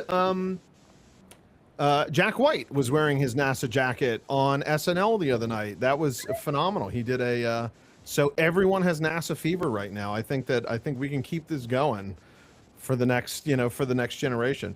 But Max, you've been to Huntsville, right? I'm sure you've been to Huntsville. I actually have not, but we're working on a project with the SLS team at Huntsville, so we have to go. You have to go It's because great. I feel every time like I go there, like it's like being around my people. Like even the bakery is called like Moon Rocks, right? Like everything there is rocket themed or moon themed. I feel that for us after this mission. I feel like we're gonna wake up and there's gonna be more kind of like Artemis, moon, yada yada yada. And I'm here for it. I want to be moon down. I want the hat. Yes. I want the jacket. I want the bag. I want it all. And adult sizes, not just for kids. Yeah, I think we that's the should thing. start. We can definitely start the trend. Let's get mooned. Let's get mooned. So I ran down to get my show and tell. Something I bought the day after the launch was they had at Kennedy these limited edition pendants. Oh, The pendant. that's so good. But now you gotta stop touching it. You gotta put it in glass. Yeah, hang don't it worry. somewhere. Yeah. Well, this one's going to my nephew who might be watching right now. So Henrik, you're getting this nephew. pendant. You got more And than then one. I'll get a. Oh, the hatch is opening. open. The hatch is opening. It's open. There It's it open. is. It's open. Here we go. And they've thrown up. No, I'm just kidding. They pulled a trace. Look Now at the everybody sea went- state. Look at the sea state there too. That's about 3 or 4 foot, right? Yeah, right? Yeah, that's. Oh, they are breathing fresh sea, earth air Yeah. for the first time in 10 days. 10 You days. And the believe this? people outside are breathing the toilet was broken air. That's right. Yeah, right. Everybody "What?" who does the recovery Oh. is always like, yeah, they are rank every time So- we've opened one of these. I have heard the story from Jim Lovell directly. God bless Jim Lovell, and the amazing wake up call that he did during one of the days of the lunar mission. That was very, very moving. He said on Gemini 14 or on Gemini 7 when Frank Borman and he spent 14 days in a Gemini capsule, which was the size of a Volkswagen. The front seat of a Volkswagen. They could smell that capsule from all the way on the carrier. He also said when they opened the hatches, that Frank and he had announced their engagement. So, nothing I mean, like if you've 14 been, days together. I want to point out you're pretty close together for a long period of time. So, teamwork. Oh, teamwork indeed. No, this is a brother and sisterhood that has never, that bond can never be broken, honestly. And again with Space for Humanity, the more people that experience that, the more people that experience a combined epiphany that we are, all of us, on a spaceship together on this spaceship Earth, that we will all be better for it. I mean, significantly better for it. I can't wait to see him. I'm trying to be calm because we're like on the live stream, but I'm like wiggling, like, come on. I know. All of everything you can't see is flat, is like moving. Yeah. I'm just like, I'm trying to fill the air here because I think if we just, all of us would just sit here and watch this ourselves. We'd just be staring. You know what's so fun? Like, I love this because when it took off, it was like me screaming in like my living room and jumping up and down, and then I went around my block and I'm like, Artemis launched, and my neighbors were like, we're just trying to walk our dogs. I'm like, Artemis, Why are you talking to me? Yes, but it's so cool to do this together because I know that the other people are around, whether they're into space or not, or like feeling the excitement, right? Like there are other folks who are just waiting for them to open the door with anxiety, like we have right now. Well, I can tell you, just looking at the live stream on my phone, this channel, the NASA live stream, at its peak, I believe there were 10 million people watching. Amazing. And it had been mirrored a bunch of times too. So that was just we're one part of that. I mean, for all we know, we got 10 million. So yeah, we definitely got 10 million. 10. I think. You're welcome, NASA. I was in Brazil when they launched, and so I was like, do we go to the hotel bar and like I'm like trying to convince my Brazilian in-laws, be like, we need to go downstairs, we need to get them to put on a TV, I will be telling everyone in Portuguese what is happening, I'll do my best, we need to get down there. Well, how do you say rocket launch in Portuguese, actually? I have no idea, but I would have figured it out. But he has Google, dang it. Yeah. I can translate. English to Portuguese technical manual, That's the other thing. The visuals we're seeing here don't need translation. But I think I should. Sorry, go ahead, Antonio. The visuals we saw this week of the Earth at distance, even this, it doesn't need a translation. I mean, it's awe-inspiring across nationalities and cultures. Oh my gosh, the far side of the moon pics had me in a chokehold. I was like, why is this video an hour long? I just over and over and over again. Like, the one that Ari has as his background is just like one of, all of us have looked at space images for as long as we've been interested, which is most of our lives. When I saw that, I was like, I have never seen anything so moving, so unique, so like alien and also familiar and just absolutely stunning. I had to like stop. I was walking and I saw it on my phone. I'm like, I need a bigger screen because I'm a millennial. I need a bigger screen for this. And also, I just stopped walking. I was like, oh my God. And think of all the stuff that they got that we haven't seen. Yes. Mm-hmm. And the resolution. So buttery. So crisp. But I need Morgan Freeman to like narrate, right? It needs to be like the universe or the dinosaurs and just give me like moon footage. Just Absolutely. Yeah, well, we can work on that. We've got connections, and I know a guy with a really good Morgan Freeman impersonation, so we can work on that. I guess that's close. That's good enough.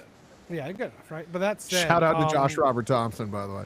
Yeah, but that said, Moonjoy, that Moonjoy transmission, where NASA radioed back, just because I think about these, we view these astronauts as hardened, braved, well-trained automatons almost, and just to hear the enthusiasm in their voice when they were experiencing it in real time, and it's just amazing. And shout out to our merch store. We do have a Moonjoy T-shirt, so if you haven't picked it up yet, I don't know if we can drop a Splashdown discount code in our merch store, but we should do that. That would be the time. But it's about celebrating this moment that's going to last for a long time. Oh yeah, look at Ari, and that's a signed Space for Humanity hat, my friend. Yeah, I think you stepped away when I was doing the Space for Humanity Ari, you had a fashion question. show, Sorry, I but, think you had a definitely question for Aisha.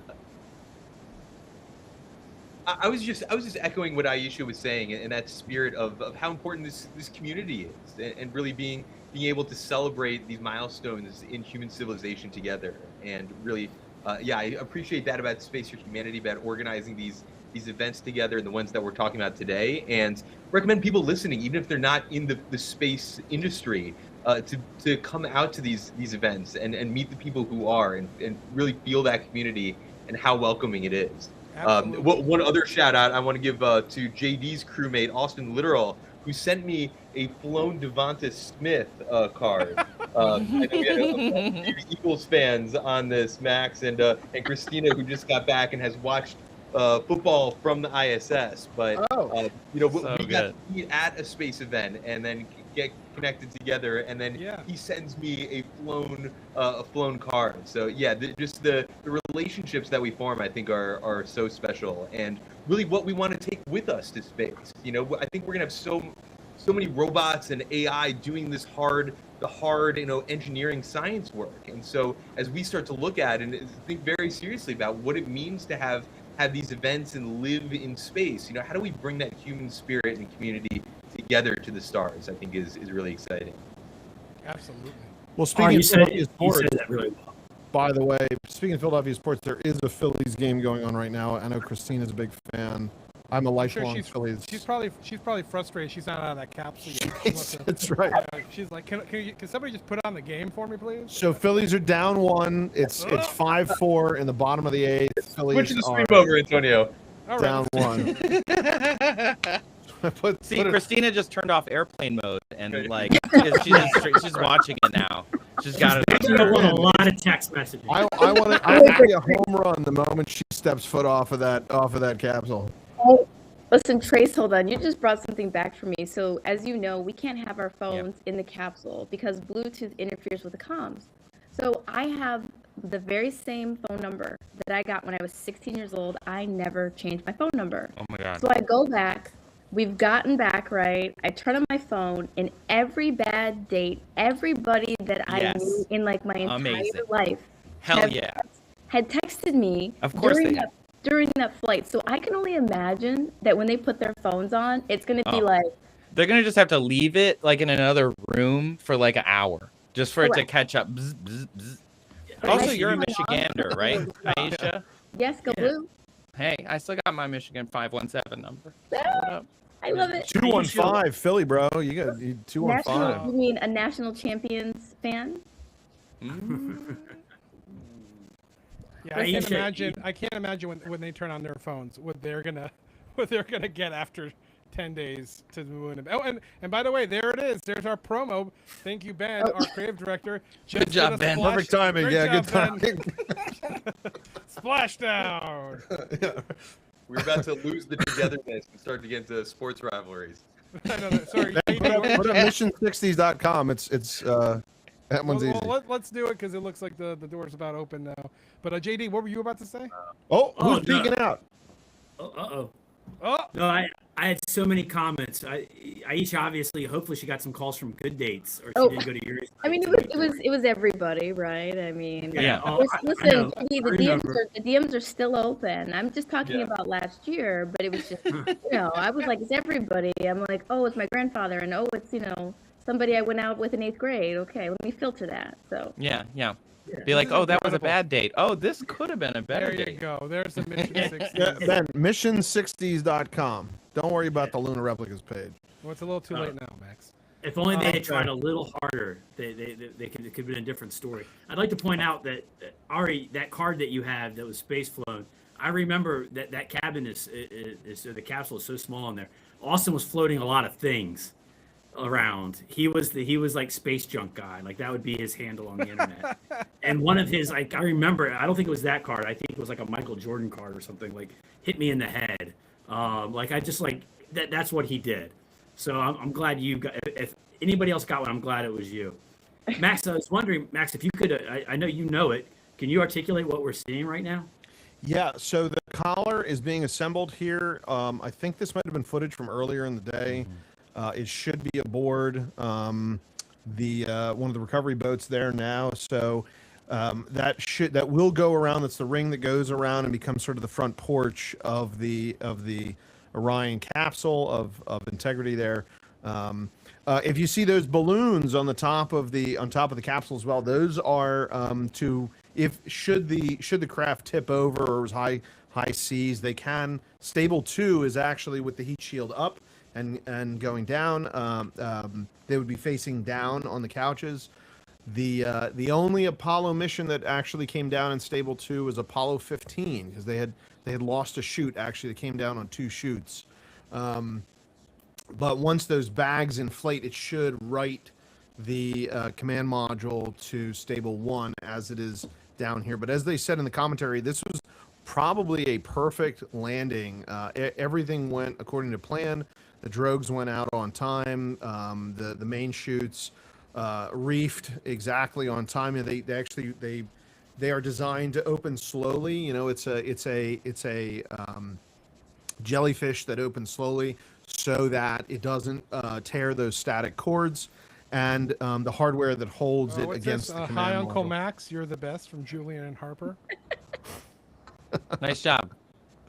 Oh, thank you. I appreciate that. So, yeah, everything came off exactly right, and this is really Apollo era design. I mean, this is something that was tested and basically just a larger version of, and much more complex.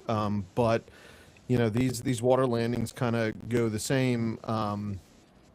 Again, you're looking at a system that is 340 feet tall, and that is the only thing that comes back. I mean, really just the crew capsule. Amazing system. It seemed to work pretty much perfectly. The fact that it had these solar panels, the solar panels are a really great fail-safe. You know, they're generating their own electricity. Whereas in the Apollo era, they had batteries and hydrogen fuel cells. So you know, famously the Apollo 13 issue was their one of the oxygen tanks exploded and they could no longer use the fuel cell. So having a solar system aboard is really, really sustainable.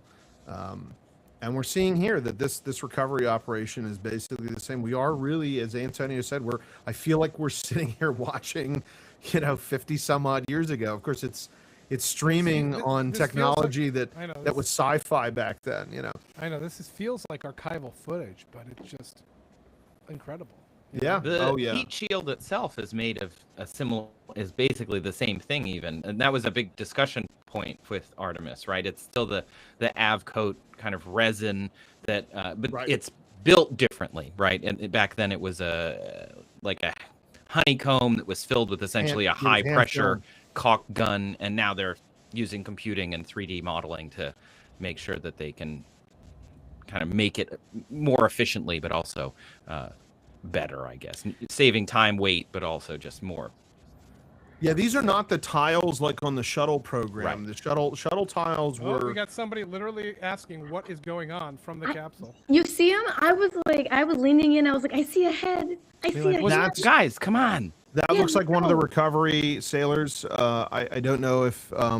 No, I don't think anybody went like. Yes, they did. Yeah, someone jumped on board. It might be a medical officer. Oh, I can't see who exactly it is, but somebody looks like they're like, let's go, let's go. Mm-hmm. Yeah, they were having comms issues, so sailors. they might have thrown someone in with a walkie-talkie or something. They have like a can on a wire. They just got there it is. There's the wire. You see, guys? There it is. Yeah. In talking about these technologies and how this echoes these old 60s technologies, I think what was so exciting with Aisha and JD, you all flew on this new Shepard rocket that had a reusable booster. And JD, can you talk more about these new generation launch vehicles that are able that landed to itself? Like landing Right. itself like 10 minutes after being, after propelling you to space, like science Oh, fiction, right, JD? It's amazing for us. You get to see the booster come down and land, and it lands almost spot on that target. It's amazing how great the technology is that they can get there. One of the questions I get all the time is, who was the pilot? And you have to say, it flies itself. It's autonomous. We don't have autonomous planes flying us, from New York to LA yet, but in time we very well could, because that's what most flying is these days. You're not necessarily piloting the space shuttle up in space. So it's amazing. I can't believe how the Apollo missions got to the moon with less computers than we have on in our cars 20 years ago, let alone today, or in our hand with our cell phones now. So Yeah. That JD, Orders of magnitude more now. It's like Waymo for space, right? yeah, Space Waymo Mo. for space. Why not? Space Mo, yeah. Space Mo. Yeah, we're in venture capital. We can start that up. But also, I mean, if you think about it, New Shepard is very well named. I mean, you're basically going on a Mercury 6 Right. flight. Yeah, it's I mean, Alan that's Shepard's Freedom mission trajectory. Yeah. you're doing Alan Shepard and Gus Grissom. Went up and down. It's the same trajectory on a Redstone rocket. I mean, that is,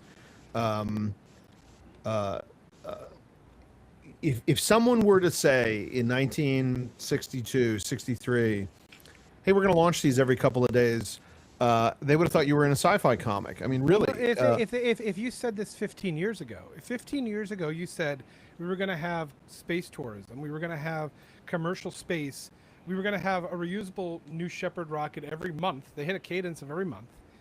SpaceX is launching every 3 to 4 days now out of the Cape. Yeah. I mean, we were down there for Artemis and just got 2 bonus launches while we were there. Within 3 days.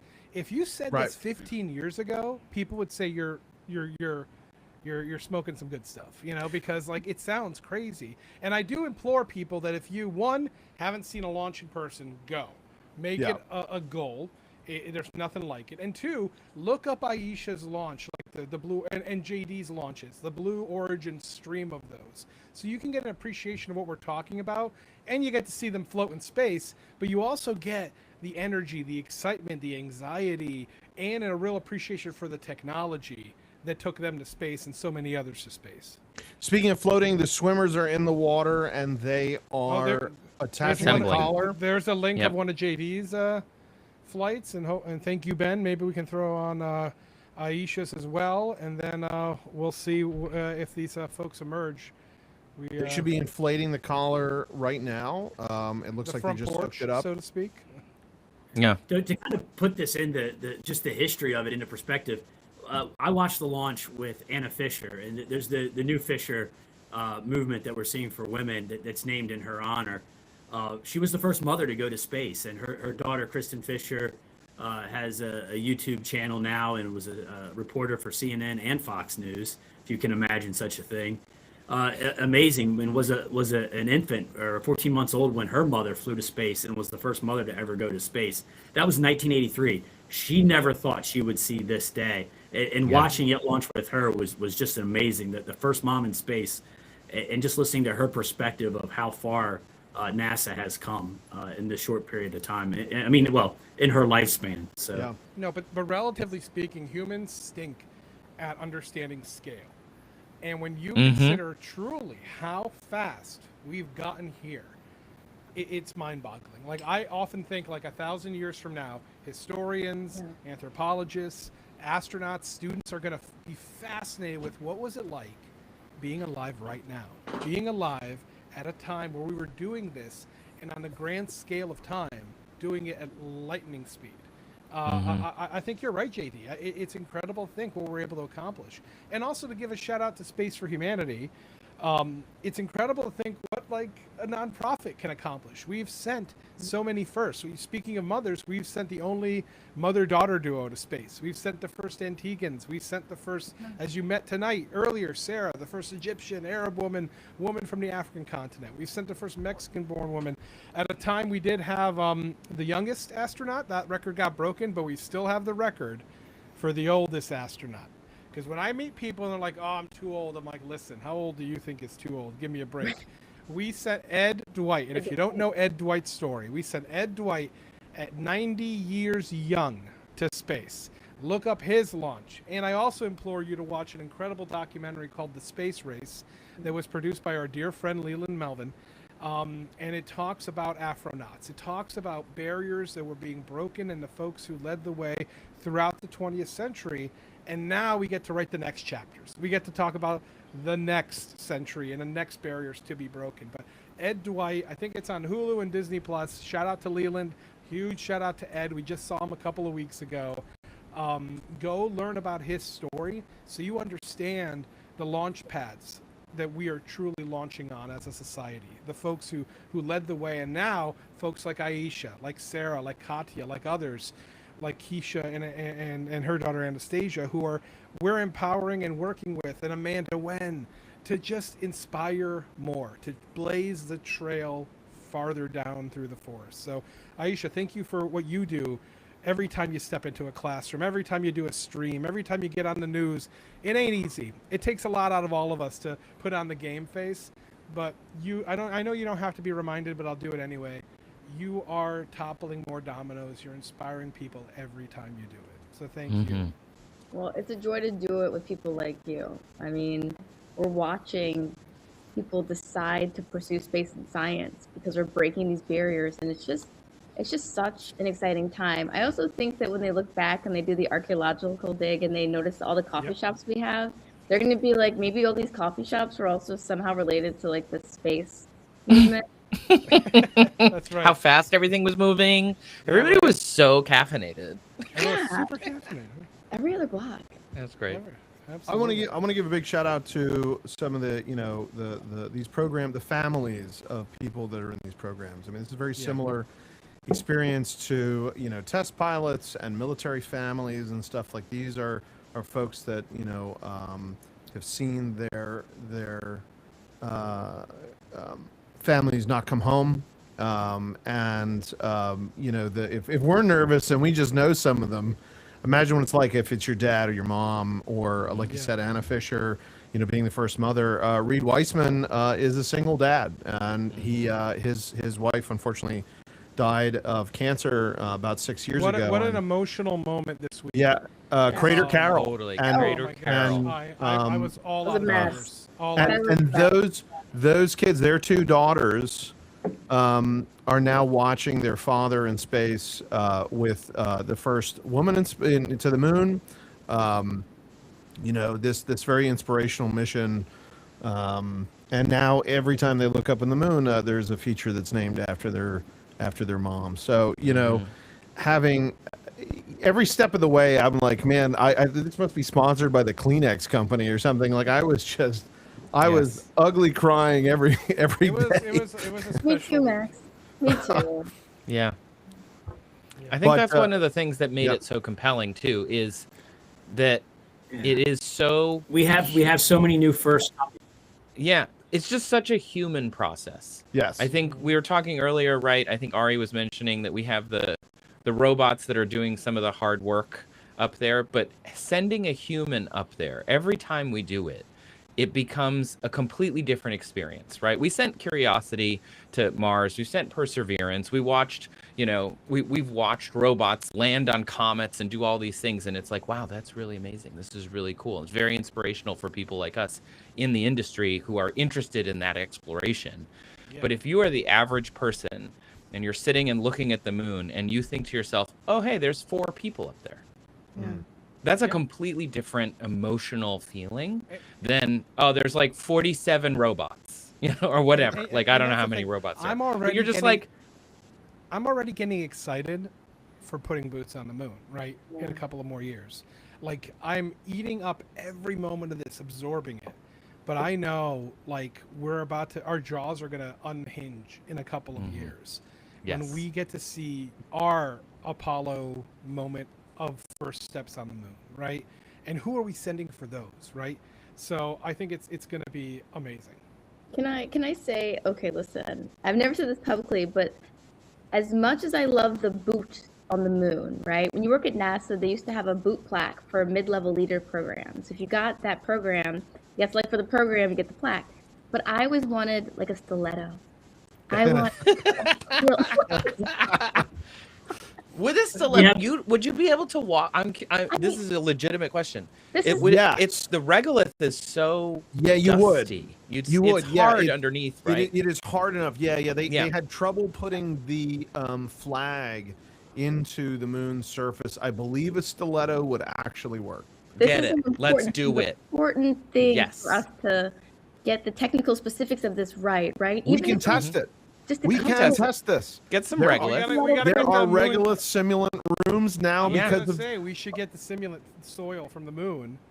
And I have some. I have a couple pounds of it. If anybody wants to try. And we just need to find an astronaut engineer who's interested in this idea. Right. And I don't know, Aisha, where we're going to find some. Look, I can wear a stiletto if we need to practice, and then we can call Aisha for the first. For like the real one, Prada is already helping with the Axiom spacesuit, so I think that they could. I mean, it's Prada. Prada's involved. They are involved. It's the lunar kinky boots, Hey, everybody knows you don't walk on the moon in stilettos. It's all about the bounce and the glide. Yeah, bounce and glide. It's how you. Yes, it's how you do it. Gene Cernan wrote about on their way back to the lunar module that it actually was more effective instead of the lunar bounce to do a cross-country ski movement. So I'm excited for some lunar skiing. I think these craters will be a lot of fun for some backcountry lunar skiing. At some point, we'll have to do a stream, Max, with your good friend Chris Gilman, who now I'm connected to. Chris is the designer of Hollywood for when it comes to spacesuits, and they are true to form, and the pressurization, everything, the movements. It's an interesting conversation, Ari, about how the movements happen. That said, look, the collar's inflated. I mean, like the front porch is there. Is somebody coming out? Is that somebody coming out, or is that the medical professional? They got a helmet on. I see a helmet. Oh, here we go. Let's see. Because they put on their suits, their flight suits. They did. They were in their Ox suit, which is a brand new Orion suit that was designed for this mission. They are testing that. I mean, it really was a mission of firsts. Also, Chris Gilman made the training versions of those suits for NASA, which Brandon got to wear actually before it got delivered to. Yeah, and then if you check our Instagram feed, we had a lot of fun at AwesomeCon this past year with Dr. Cyan Proctor. She got to wear the screen-used Ryan Gosling's flight suit from First Man. Yeah, the spacesuit. Yeah, the Armstrong spacesuit. And she met Nathan Fillion, Adam Savage, and George Takei wearing the spacesuit. She was the first real astronaut to wear that spacesuit. So peak nerdom. Okay, is this like wearing someone's T-shirt? Like, do you know? Did it still smell like him? We need to know. Did it still smell like Ryan Gosling? Let's hope so. Yeah, that's my thing. I'm like, did you guys listen? I only have to text her about this now. Yeah, we're gonna please report back. We We need to know this. We were going. Well, we were going to ask him at the premiere of Project Hail Mary. It just didn't come up. I'm sorry. Sorry. But he smelled great. He did smell very nice. Yeah, great. Yes. Great personality, great scent. It was awesome. Something like apple pie in the morning, you know. Grace, what do you think about this process? How can we make this this smoother? What whoa, we almost lost one. Well. Okay. You saw that guy in the end? Yeah. So historically, that would be me. That would be me if I was down there. That would be me. I would be the guy that actually fell off. On the we Gemini have a second splashdown. Yeah. On the Gemini missions, they actually had an option to remain in the capsule and then just get hoisted onto the deck of the ship and then come out on the ship. But I believe the Apollo, the command module was too big to do that safely. But the John P. Murtha does have a well deck. It has a huge water. They can fill the deck with water and then float boats right in and out of it. So theoretically, they could back the entire ship into the command module here and then just haul it up on a conveyor belt. So there are kind of options here, but this is sort of the tried and true method. Of course there was one mission, Gus Grissom's Liberty Bell 7, that sank. That one. Because he did not. Once they recovered 40 years later, they recovered the Liberty Bell. And that was and, not his and fault. it vindicated him. He did not did. blow the hatch. It looks like someone's coming out now. I think. I think Looks that like there's some legs coming out of the hatch here. Max, they're we got to starting recreate to. this cool You can raft. see they're like have the row of people so they can pass them safely. Mm. Yeah. So it seems Yeah. like. Looks like they're loading some stuff aboard, possibly a Maybe a change of pizza? clothes for everybody. They might be doffing their spacesuits.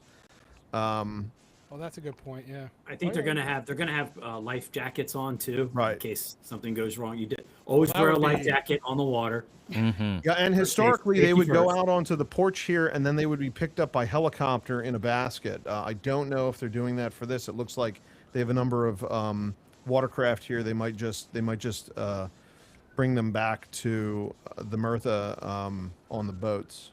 So next, I was wondering, I'm like, okay, so you're preparing for this. You're one of the service personnel. Are you in the gym like, I need to lift the weight of Victor Glover? Like, I was like, one each, right? I feel like you've been strong this whole week, so hopefully. We'll just all contemplate what that would be like for a minute. There you go. Yes, that's what that awkward pause was. Yeah, we're gonna feature Victor Glover Trust Falls at the TWA event, the Mission 60s. Listen, we have had a lot of gems this live stream. We have a lot of good ideas here. Victor, Yeah, I think so. Hey, I still say the Mario Brothers thing that you brought up was brilliant. Like sheer Brilliant. brilliance. All right, so I will tell everyone in the world what my idea for a product is. Oh, boy. And if anybody can make it happen, I'll carry them on our website, and I will be a proud user of this. But can you imagine a full-size pool inflatable that is an Apollo command module? Oh, You just inflate it, and it's Max. painted, and then the hatch is where you jump in, and the I windows thought are you up. were. I thought you were gonna say a kiddie pool, an inflatable kiddie pool that looks like that raft that we just saw. That would be awesome. No. Command module all the way. An inflatable command module, like full scale or like 3/4 scale. That would be. Can you imagine sipping a It'd be so cocktail good. in your pool in one of those? You know. Confusing to get out Great. like these astronauts. Like, Did they You'd have That- to leave the top open, just for some airflow. You Yeah, a wouldn't want little it to be airflow, too much. Yeah. Where the But- chutes go, or so. Actually, that's the tunnel to the lunar module. You leave it right open. Just leave it open. I'm not gonna lie, I have to go to the bathroom right after I get off an airplane every time. Like that's my first stop. Like I would be dying right now if this was an airplane. Yeah, they once have the a door toilet. opens. Well, JD, they offered us the diapers, so. I believe there's a technical term for that, and that's an absorbent garment. Absorbent garment. That's right. Let me. Well, just- it Yeah. really depends. Anyway, hey, hi-oh. Dad just a joke. Here all little night. story. Michael Collins, the command module pilot on Apollo 11, of course, when he was the last one to leave the command module on 11, and he hopped out. And at the time, it was the Frogmen. They were Navy SEALs and UDT teams that picked them up. He hopped out and then hopped back in and scribbled with a pencil on the inside of the command module, and they did not find that scribble on the command module until they restored it a number of years later in the Smithsonian. And I believe he added his name again because he was the director of the Smithsonian at the time. So this moment right now is the moment that Mike Collins turned around and wrote a couple of words down on the inside of Columbia, Apollo 11's command module. The loneliest astronaut. It's Yeah. so far He was away from wickedly the- funny, though. A really great was. guy. Mike Collins was a great guy. I saw him speak at the Smithsonian once when I was living in DC, and it was fascinating because they were talking about all the different things that they didn't know during the Mercury program, during the Gemini program, all these things that they were learning about, and so they just put these astronauts or potential astronauts even through all of these different tests. And the one he said was the most shocking was the EIEO test, which they wouldn't even let the astronauts do, which is the centrifuge arm where the capsule at the end can do a 180 while it's moving. And so it's EIEO, eyeballs in, eyeballs out. Yeah. And they said they wouldn't actually let the astronauts do it first. They had a flight doctor do it, and he came out like coughing. and Collins was like making fun. I'm sorry. I see an ox suit on the raft. Yep. And the camera's in exactly the wrong position. The worst spot. I was like, this feels like watching for Bigfoot, right? Like, Yeah, right. we have- Yeah. Wow. I don't need the Blair Witch footage. I need the high quality. Let's get the high res. Yeah. But yeah, eyeballs in, eyeballs out. That was a big one. I know when they sent some of the early. If you watch the movie The Right Stuff, where they sent them to the clinic and just they did enemas and how long could you walk with an enema? I mean, look, those are real. They did everything. All we the don't weird know. stuff. We don't know what's gonna happen. So let's just make them do all this weird stuff to see how it might affect them, or to make sure that they don't. Oh yeah, we have somebody. It looks like Christina was the first off. Christina's out. Yeah. And now Amazing. Is that Victor? That's Victor. Yep. I'm gonna unmute the feed. Members out. I think he muted it again. No, they're just not talking. Yeah, I think we're not talking. There was too much applause. So real quick, Mike, when I met Mike Collins, it was the 50th anniversary or close to the 50th anniversary of Apollo 11. And he said, and he put this up on his Twitter, somebody did for him. He said, I shall never answer these questions again. Two to go. I'll never answer these questions again. Were you lonely? No. Did you think you wouldn't come back? Whatever. And he said, the only question I want to answer now is, what's the best Cabernet under $10? Yeah. He's funny. I was wondering, do they have like cheeseburgers and beer waiting for them on the? Man, I hope so. We're about 1 hour from sunset out in the Pacific. Everything continues to go well. Integrity's systems function perfectly during its entry back to Earth. And Reed Wiseman, the commander who will be last out of the vehicle, reported that all the crew members were feeling very well. Amazing. Listen, I hope he's got a Sharpie out and writing everything in there. I love Reed. He's such a nice man. Captain America. Such a great guy. Yes, he's so nice. Just LFG for Reed Wiseman. Crew member number 3 now out. There's Jeremy Hansen. This is incredible. They brought a hockey stick for him just to feel at home, Welcome home, Abe. And now standing by for the commander, Reed Wiseman, who will be last out of his ship.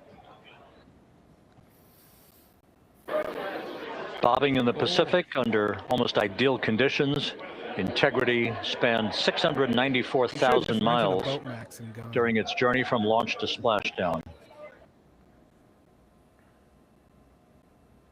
All right, he's down. Here we go. Do you think they're singing sea shanties or? That's exactly what they're doing. You're right. roll the old chariot, I think one of them's been singing them for 10 days. They're just sick of it. That's the hot goss I want to know. Yeah, I know, right? Oh, right into the sun. Beautiful. Come on, get back around. Oh, perfect. Whoa, what's with the fade? Trying to be cinematic here? Yeah, come on. You're gonna get an Emmy either way. You don't need to be. Yeah, right. You're gonna get a try Webby. that hard. It's fine. And we now have Reed Wiseman out of the vehicle. All 4 crew members now out. 4 out. Here we go. Yes. And then Jaws comes and. And then wait, there's a 5th member, an alien. What if like Rocky comes tumbling in? Yeah. Amaze. There it is. That's all of them, people. I hope they're filming this in 70mm because I really want to see the documentary on that. I where's would the watch IMAX this camera? I was Where's gonna say, Nolan? I'd watch this again, just the whole thing again in IMAX. That's it. Yeah. Literally 10 whole days in an IMAX theater. Once again, all 4 crew members now on the front porch. And the procedure to begin hoisting them up to these 2 Navy helicopters hovering overhead will begin shortly. Wait. Maybe we can get this on the sphere. Can we get this? Can we do the sphere in Vegas on the? Something tells me the sphere's already ready. Oh yeah, they're on it. I mean, you saw they did a moon projection on the outside of it last week. top tier. Did they? Amazing. Yeah. Yes, it was Yeah, I have a perfect. really good idea that I can't tell you about that I would love to. Oh, do but this. is it If as anybody good knows as, the sphere people, have them call Is me. it as good as the pool floaty idea? Or? No, it's not as good as nothing is as good as the pool floaty idea. I think we can all agree. It's Mario Galaxy as a sponsor of the, and then pool floaty. That's definitely the hierarchy of Top what tier. we- Yeah, I'm gonna have to tweet that. I'm gonna have to make a shirt now for the merch store. So if you go aboard the USS Midway, which happens to be in San Diego, they have a replica of the helicopter 66, I think it was, which is a Sikorsky helicopter that picked up the almost all of the Apollo crews. I believe the original one doesn't exist What a anymore. shot! Look at them, amazing. Yeah, look at that. Just amazing. Mm-hmm. Sorry, Max. No, you're good. That's that is incredible. Do you think So, yeah, these the four Midway people... in San Diego? If you happen to be in San Diego, the USS Midway was another recovery ship. It is a actually the Intrepid in New York is also a recovery ship from the program, and of course the Hornet, which picked up Apollo 11 and 12. Is Control in Houston. San Francisco. The mission is over, but the melody lingers on as jubilation continues here in the flight control room. We should be Oh, there's a hug expecting there. NASA's Associate Administrator Tria to be joining us shortly for a short interview while That's a the good recovery job. operations continue out in the Pacific. So we'll stand by for that. And then we'll turn it back over to Megan Cruz aboard the USS John P. Murtha. Listen, we are go for jubilation, guys. I know, right? Hey! Jubilation. Go for joy. I didn't bring my whiskey in here. Oh, on I that brought note, my I feel lovely like sparkling water. Yeah, should we all take a quick break to get our drinks? listen, I'm gonna have to go party in real life. This has been Oh, a joy, guys. Aisha, thank I'm you gonna for wish joining you- us. Thanks for And coming, Aisha. So nice Of to course. see you. Good to Yeah, see you. we're- I'm just gonna go pop some champagne over here in real life. So Get your Mission 60s tickets live now. Do it. You then. Well, I think we got Aisha covered. I gotta be Oh, honest. she's Listen, good. I'm All right, we're good. let her trust fall, okay? I'll see you later. Bye. Bye, Aisha. Thank you. Bye. All right. I'm definitely going to go out and have a beer after this. Yeah. Like somewhere Yeah. out in the world amongst other people. I might go And see just- Project Hail Mary again. Oh my God, I want to see it again. I saw it when I was in Brazil, so it was subtitled. It was in English. It's no longer in IMAX theaters around here, unfortunately. They're gonna. I thought they were gonna do another run. I thought I saw Mario, Super Mario, or Mario took over the IMAX. Maybe I'll go see it tomorrow by myself. But I'm definitely gonna go have a cocktail after this. This is incredible. Something poignant that Mike Collins also said on the way back from Apollo 11 is, while everybody was watching the astronauts, they are the tip of the spear. I mean, the iceberg that flows underneath these four that you see here on Orion is quite substantial. Apollo had 400,000 people that worked on it. This is now an international This is team. Mission Control Houston here in the Artemis flight control room.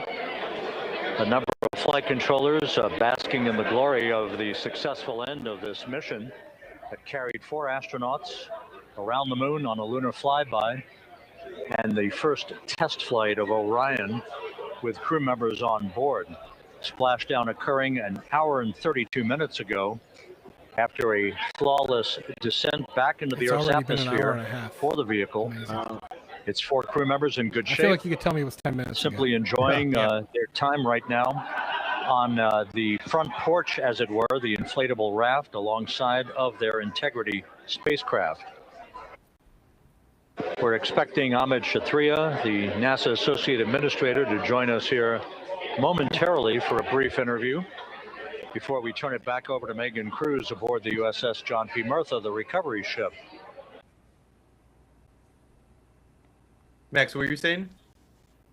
I was saying, Mike Collins made a point on the way back from the moon to say they really are, the tip of the iceberg, and the people that make this happen are the engineers, are the technicians, are the security guards and guys that sweep the floor. This is and even to the point of the American taxpayer. I mean, really, this is in this case, this is an international mission where part of the service module and the Orion capsule was built by ESA, and it's amazing what teamwork. There's these lots of quotes. If you want to go far, you do it with a team, right? So, and it's moments like this. I even think I know Dr. Proctor saying Proctor couldn't be with us tonight for this, but we'll have to run back some of this footage and maybe talk to some more astronauts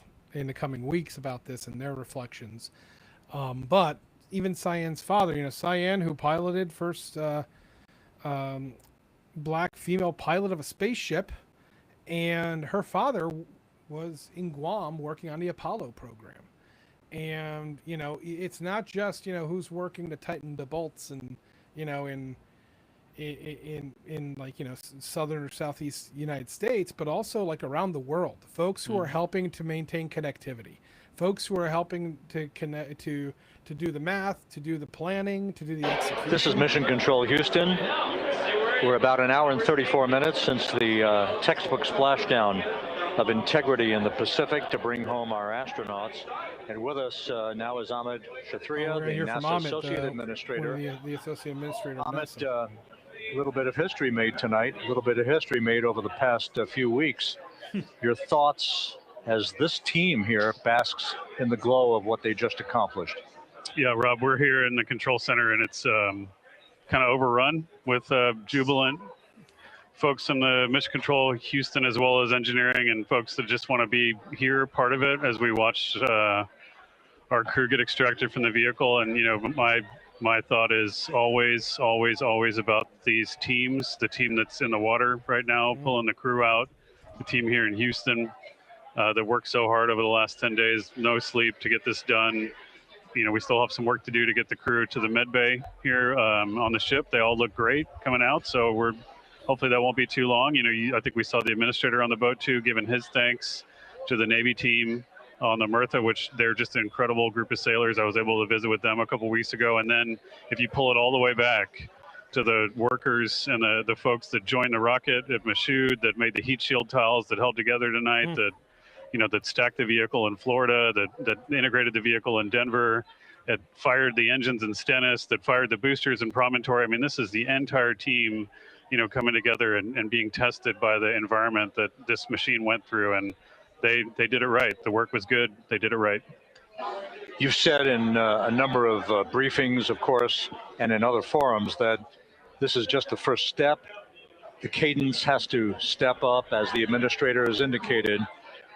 Now, it's a little early for the full report card on how Integrity did, but did this mission ultimately, from your eyes' view, exceed expectations? It absolutely did. I mean, I was waiting to talk about this until we're in the water, and I think we still have, again, work to do to bring it in and really kind of go through it bolt by bolt and see what we learned. But I mean, so far, given what we learned during the mission and given how we performed on ascent, on entry, I always think about energy in terms of the states that you worry about the most, and every time we put these machines through these incredibly energetic states that came through.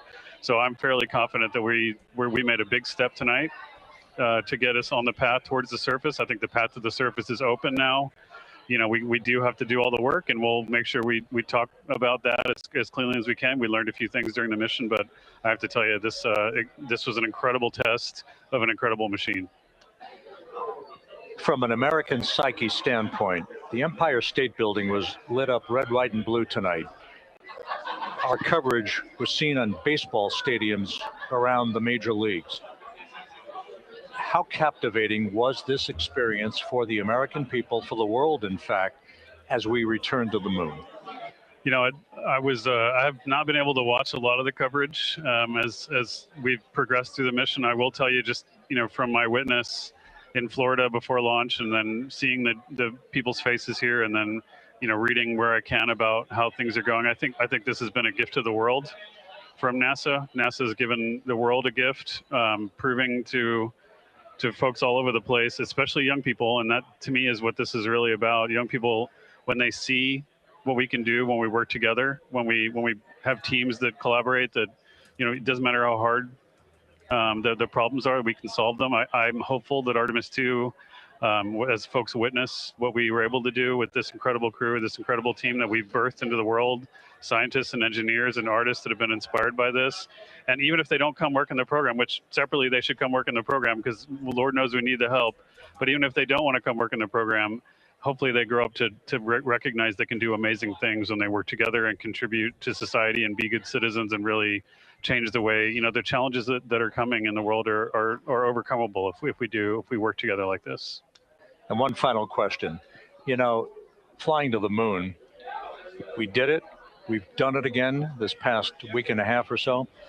But the engineering that went behind the design of this mission and the precision, the pinpoint precision of this vehicle entering that entry corridor, it's almost mind-boggling.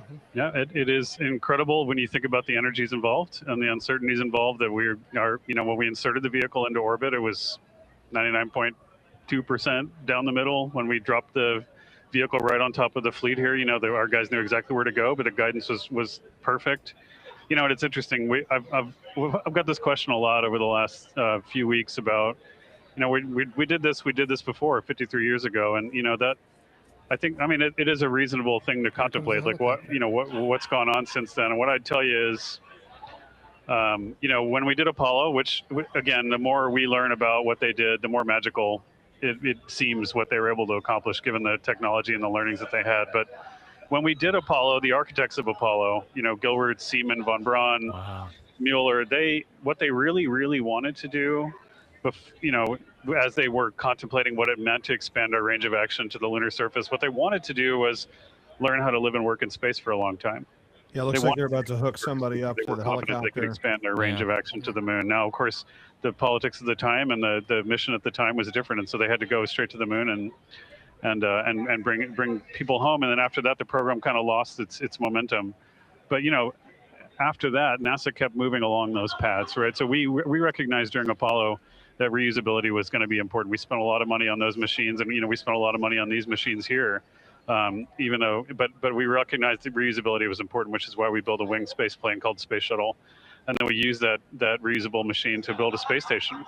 And we learned for 25 years how to live and work in space, and have been able to develop technologies that can enable exploration. So really, what I think is now, 53 years later, we're at the point where the architects of Apollo would have been pleased that we're now ready to actually go back to the moon and go back to stay, because we've learned all the things we needed to learn.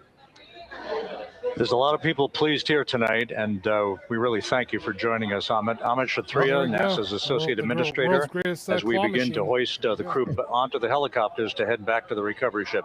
Thank you very much, and congratulations, Amit. Amazing.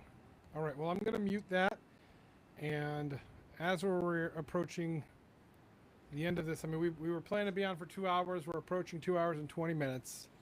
These views are incredible, but I do want to give everybody an opportunity to go around, recap what you're feeling and tell us, what you're working on these days, what the next big thing is going to be, and what we can look forward to next. So, JD, can we start with you?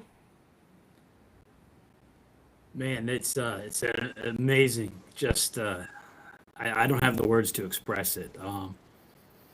What I want to be working on is that all the technology that we need to get and live on the moon.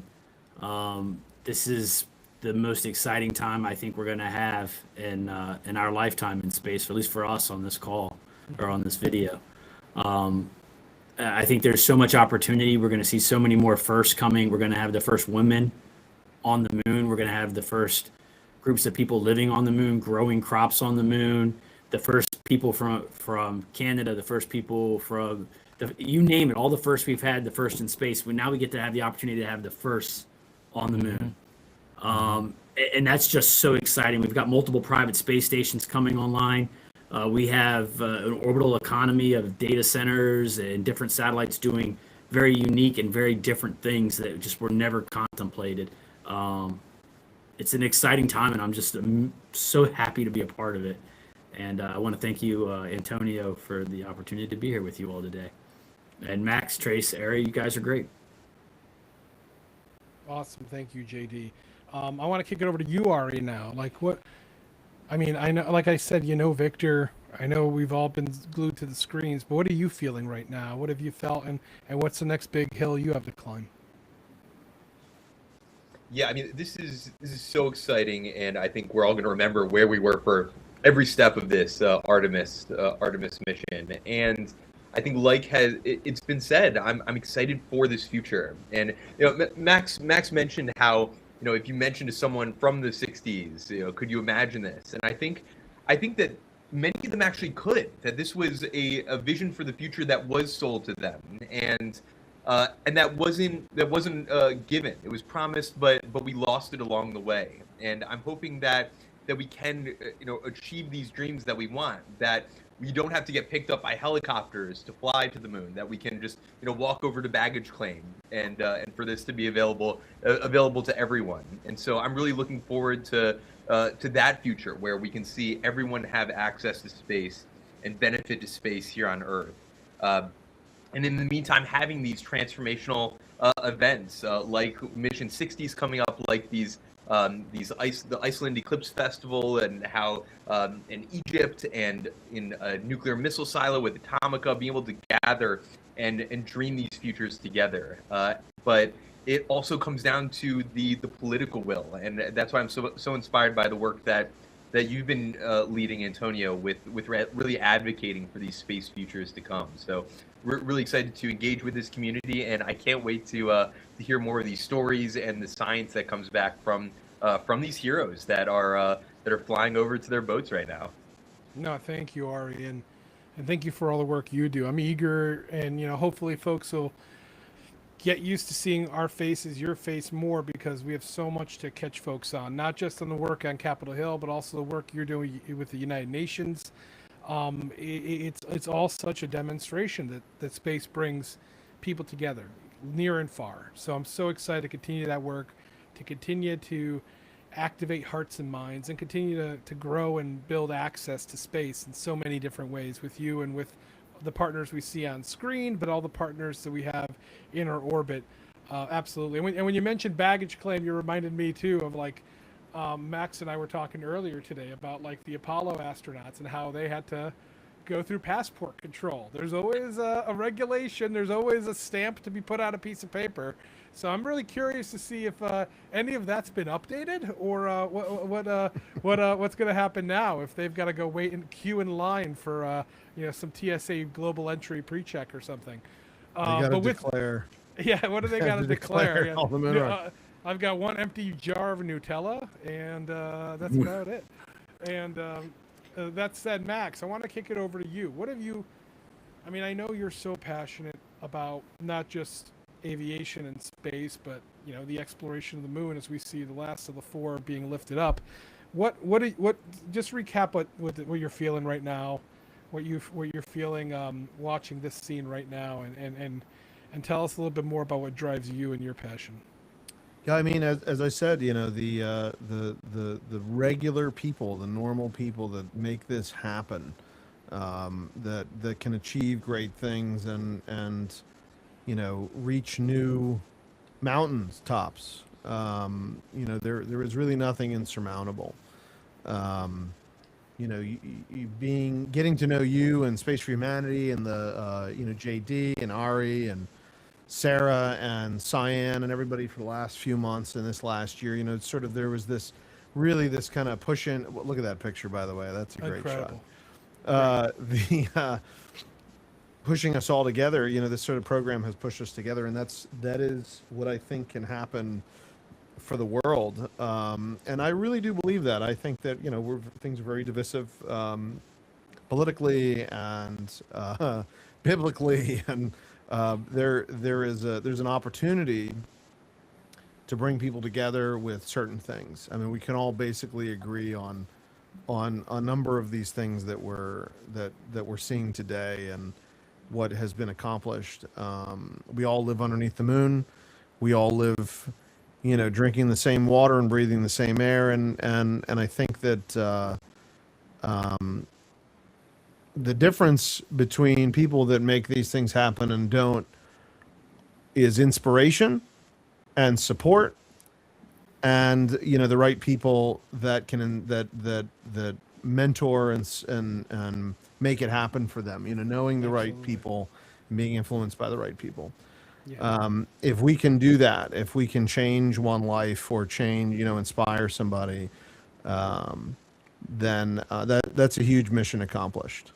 Yeah, and as we see him touching down, that's what it's all about. It's what it's all about for Space for Humanity.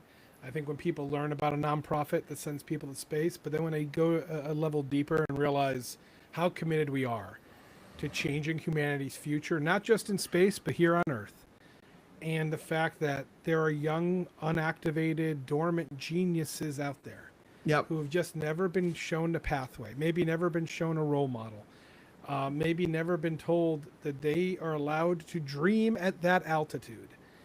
And that's what it's all about. And to our benefit, it's to everyone's Absolutely. benefit. That person could cure cancer, could solve Absolutely. the mysteries of Alzheimer's, could come up with the next cure for polio. You don't know until you inspire the genius inside everybody. Similarly with the space program, you don't know what you're going to find. If you don't have a lofty goal, you don't know what's going to come out of that. We didn't know that penicillin was going to come out of a piece of mold on in a lab. Inadvertent discovery is you'd be shocked. How much human progress. discovery happened. It's still discovery. It's still discovery, and if we're not in that lab, if we're not doing that, if we're not being mechanical or turning that wrench or whatever it is, Giving space for other people to do that too. Even Right. if it's That's not it. you, I often think that when I'm in a room, there's somebody with a good idea who's not speaking up, and that's a problem. Yep. And that there is a generation that will solve the climate crisis. There's a generation that will cure cancer. There's a generation that will step foot on another planet, and there's a generation that will make first contact with intelligent life. And spoiler alert, we can be that generation. So, and we need all minds activated, all hands on deck. And that's the beauty of what we're facing here as an opportunity. I want to kick it to you, Trace. And right before, I want to just close out what I was saying before my statement about Cyan's father, a hidden figure. We have so many hidden figures, and it's so important to discover them and to celebrate them, to talk about Cyan's father, to talk about the Ed Dwights, to talk about all of them, and make sure that folks know it takes so many to accomplish extraordinary things. And I think it's important to note them and to celebrate them and to replicate them.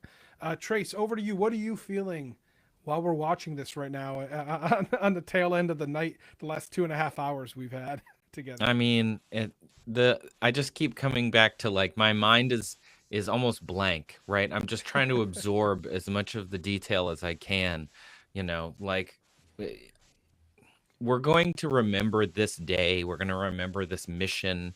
We're going to remember seeing people do this for the first time in so many decades. And it's going to be one of those things where if you go to a Yuri's night, somebody's going to be like, "Hey, where were you when this happened? Where were you? Did you watch the Artemis too?" You can pull up the live April stream. 10th, 2026. Right, exactly. Like people are going to remember that and they're going to talk about it. And that, I think it's something that's part of the reason that people have been so in love with watching what is happening is a little bit to do with divisiveness, is a little bit to do with kind of like how the world is right now and how difficult things have been, but also because people, I think, crave this level of inspiration, this level of we can do hard things, we can do big things, we can do ambitious things, and we can do them without putting down someone else, without saying I'm winning and you're not. We're all winning. We can all raise each other up and be like excited for everyone. It's like the watching something like this, it feels like it's like watching The Price is Right. We're just happy to see somebody win, and we're happy that we're there and we're part of it. And it's like, but on a with science and with this engineering, with people power, with smarts, with gumption, all of these adjectives we have, and with grit, but also with empathy and with just that feeling of like, we are all these people. We could all do this, and they are so human and just made it feel so both alien in a more like we've never experienced it, but also approachable and almost like, oh, I could almost picture myself, putting my lotion on in the capsule. Like you could almost like, oh, it's so related. It's what I do, It's the best. And so I'm feeling a lot, obviously. But like, it's just great to see such an amazing crew have such a successful mission, and everyone, like Max was saying, all of those hundreds of thousands of international crews of people all trying to just achieve this goal. Yeah. By the way, can I just point amazing. out something real quick? Everything has been amazing about Artemis and all that stuff, and obviously the engineering that went into it. We just watched 4 large helicopters yes, perfectly land on a moving and pitching deck, exactly on there. If you look on the lines on the deck, they are absolutely lined up perfectly. Yep. Within a minute of each other. If that's not an indication, I mean, Look these at are those wheels. Look at that rear wheel. Look at that's that. That was not insignificant, by the way. Naval aviation is no offense. I guarantee you they picked the 4 best pilot or the 8 best pilots possible for this. Yeah. Wow. But this is everybody. I mean, we're talking about, just in this recovery is hundreds of people, hundreds of sailors, pilots, deck crew, the engineers driving the ship. It's a Oh, they're slowing down the rotors. It is a full teamwork here, And last week at the Artemis launch, they were selling merch, and I bought a Artemis Recovery Team hoodie because right across the front it says "For all humanity," and I think, and so they know that too. The folks who you see running around right there on the deck, the folks who flew them, they are also going to remember this moment and swell with pride, knowing that they are part of a mission for all humanity. And I think this is truly, this is the mission on full display. And I'm just so eager to see them now. I mean, we're so close, we might as well wait. Let's see them emerge from the helicopters and hear and listen in as they start to get a hero's welcome after what they've achieved in the last 10 days. But while we wait, go ahead, Ari. Yeah, please. go ahead.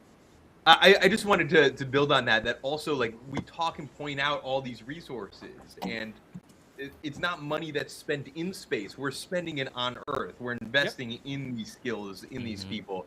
And every dollar invested in NASA returns 40 times that into the economy. So it's not something esoteric and out there. Like it's tangible, real technology that's benefiting Earth. So I just wanted to echo that. I appreciate that, because it's moments like this. I think of the James Webb Telescope. There they go.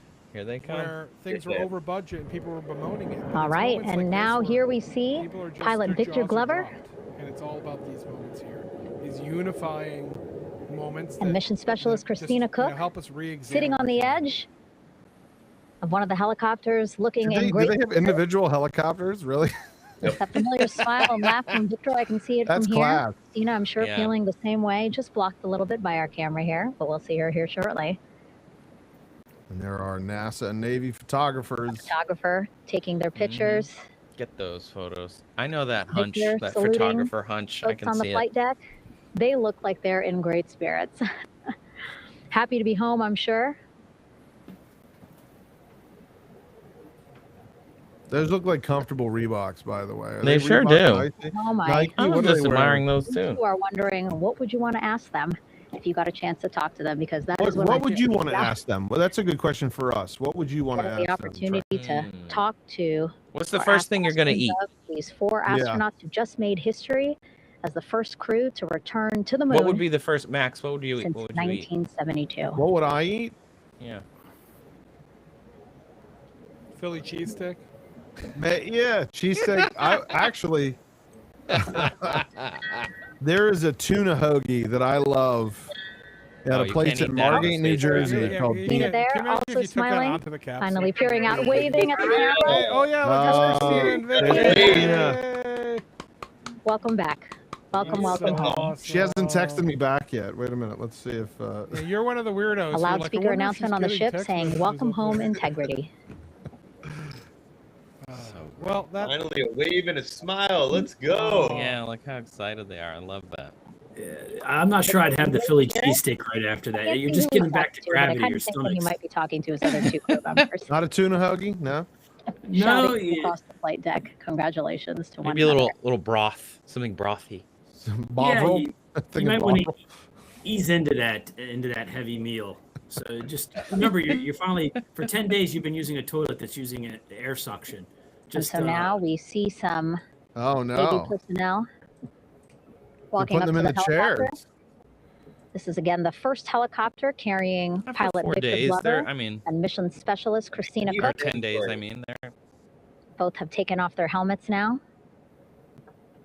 Is it like when you get discharged from a hospital? They Yeah, require right. You got to go they, out. like and, make you do it. They don't want them to trip. That's right. Can you imagine? I broke a kneecap getting out of the helicopter. Some pictures, video to I would eat catalog this ramen, historic not the moment. microwave at home one, but like go to a really good. Like a ramen real place. ramen. Beautiful Oh yeah. sunset just behind them. Sushi. and I the would get really nice sushi actually. golden hour. They've been living on. I didn't have LA. dinner before this live stream. They're drinking food out of a straw for 10 days. So, and Yeah.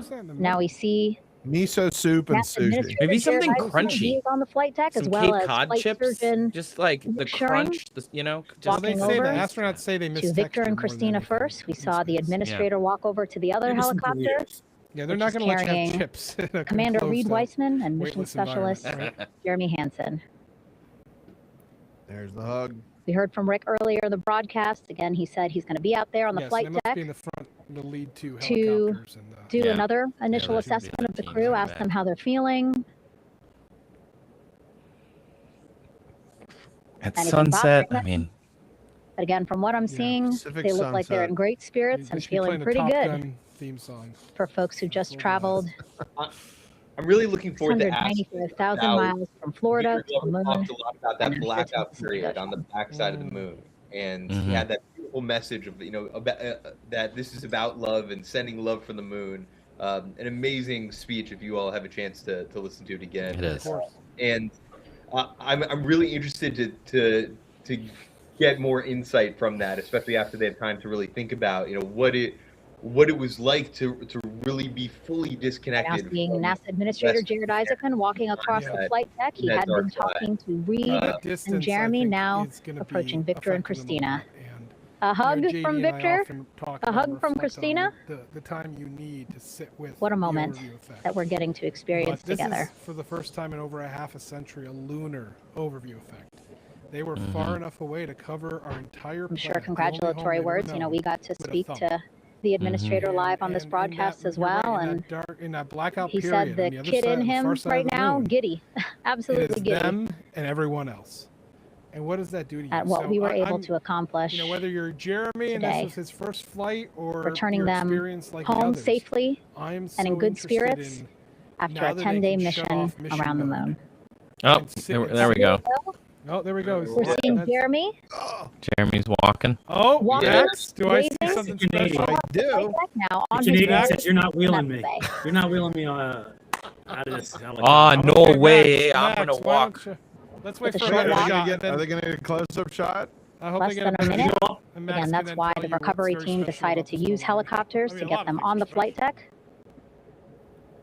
All the Americans have to walk now. You can't just be showed And off. that's by short it. walking Yeah, medical come bay. on. I know, right? Come I on. like that they were in space for And 10 now days. the We were just flight talking about deck everybody coming together, and we're like, "Whoa, the Canadian did it!" Now we're there, man. No, buddy, Right I'll back be into fine. it. I'm going to walk this one out. Rick Little Shuring healthy switching rivalry places. is He's good. going over to the other There's the helicopter. Tim Big Hortons on hugs, board, big I heard. hugs Hey, from Victor maybe Christina. that's what they told Jeremy. They're like, "We got you some, we got you Timmy's some is munchkins open. Let's inside, or go. whatever they Timmy's is call them." open for another 10 minutes, bro. Yeah. Gorgeous sunset, Yeah, he's like setting the stage for this recovery stage of tonight. escape. We got you some Swiss Chalet, Jeremy. We brought it all the way. What do you think? You want Yeah, it? right. I think you're making way too much of it. I think he just really had to get to a real bathroom. He's I think taking that was it. really Yeah, it. right. Yeah, You've spoiler been alert, we floating never for finished. Right. 2 hours. And now Here here we go. are, What's this? Christina, Oh no, we got Christina walking now. He's walking. making her way looking They are thankful, trailing her grateful, with the happy to chair be just home. in case. Just in case. They're supporting her. Yep. This is the best shot we got. Come on. I know, right? I know. Come on, let's Surprised get by an onboard this. shot. You can see she's looking up again. How Lots do you of get that people, job to push the just a chair? few levels up I know, right? off the flight deck. I wonder what hats they're wearing. All right, Max. Welcoming you her wanna- home. Okay, the Max. Philippines? Tell me. Yes. Mission hats, Max. Well, just wait till Scott the opened the close door up. like a gentleman, maybe- but Is there back gonna on be his one, way No, there's not. to the Okay. other crew I'm just still gonna, on I'm the gonna flight kill the deck. feed. Is that the flight surgeon? Who is that on I deck? don't know, but I now? love that the camera like doesn't know who's going next. So it's like, Yeah. Gotta split the difference here. That's like a Well, they gotta boss. walk. You on the They flight gotta deck? walk. Oh, there's Victor Glover. Yeah, they I'm gonna gotta guess walk Reed's on left. from like all the way on the other side of the ship. Oh, why? No, because I thought they were 2 and 2. It looks They like were 2 Victor I think will it's be 2 the and next 2. one Is heading it to 2 and 2? Medical Bay. Oh, okay. I think Reed and More hugs, Jeremy more were in hugs. 42 here, and Yeah. He's a then hugger. Christina and Victor were in Oh, that's 44. and there's Jared walking around, handshake to the pilot. Victor solid. looking good as he walks across the flight deck. Victor's like, nobody's helping me. Yeah. NASA administrator I got this. applauding All right, there we go. Yeah, Victor. there you go, Yeah, Victor. Nice Victor. job, dude. for all the Reed? folks on the ship with him who played a His role hats look in their okay. safe return today. Hey, we're live, Max. Maybe hold it together. Amazing.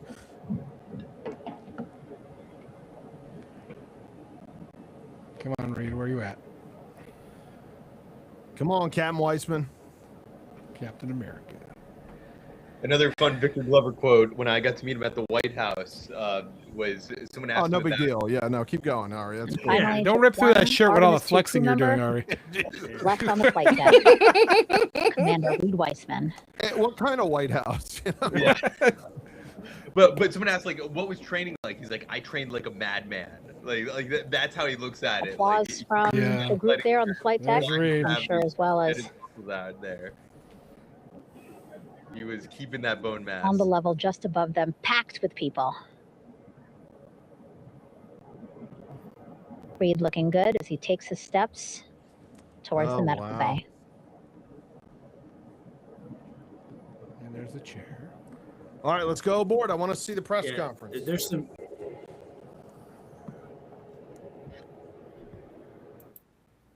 There are 4 Artemis 2 crew members back on the ship. Woo! Again, now they will head into medical bay, where they will be Right to medical assessed bay? by flight surgeons from both NASA as well as the Canadian Space So Agency. Max, I think we go ahead and spill the beans. A more Yeah, in-depth we can see this in assessment. Post, but I suspect that if we don't get a good shot soon, we're going to get a good When they shot in get the to next medical 90 bay, they seconds. will or it's each not have coming, their so own nurse. tell- All right, spill the mute beans. for a Helped second. out I'll of give the their whole speech. Suits.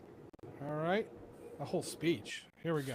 So on the recovery ships, not just the hats they made for the crew, but there were hand embroidered hats that were made for the astronauts and like President Nixon and the captain of the ship and the admiral and stuff like that. We are a company that makes we actually make the hat shells exactly the same and have the original machines that made the chain stitch embroidery by hand on those hats.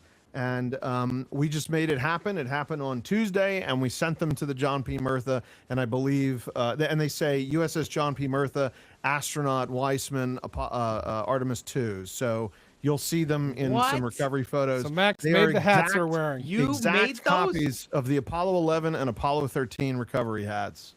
And we made Amazing. them. And a huge shout out to our friends at NASA that made that happen. But they walked aboard the ship with them after I overnighted them to San Diego the other day. Wow. And it's a special thank you for being on this live stream with us. The hosts all are going to get hats. Thank you, Max. Yeah. I appreciate welcome. you. How about a free Oh, man, jacket Max, too? you didn't have to throw it. Yeah, Max yeah, threw in a it- jacket it- too. You didn't have to Yeah, do that. Trace, Max. JD, you text Max. Wow. You know what? Yeah. Thanks, Max. And a helicopter ride. Why not? Let's do it. Let's go. Private tour of all those historic places Max described tonight. So, well, as we close out, I just want to say thank you to anybody who's left viewing, to all the viewers who watched it, those who are going to watch this as it's recorded and posted for posterity. Thank you for everyone for being part of this human moment. Just incredible 10 days, incredible journey, and it's only the start. It's only the start of amazing things to come. And so And I just can't thank enough for you all for joining, for being a part of the journey, being part of the Space for Humanity team. I want to give a special shout out to our producers who helped make tonight possible and so many other amazing things possible. Ben and Brandon, who are just incredible. And the entire Space for Humanity team, the entire board, every donor out there whose dollars go to making space dreams come true. So I can't thank you all enough for watching. Thank you all enough for participating, and thank you all for adopting the vision, joining the mission, and being part of our crew. So with that, I'm gonna stop sharing the feed screen, and thank you all for being a part of this amazing 2 hours and 45-minute journey back from the moon. What a week, guys. Amazing. What a week. What a week.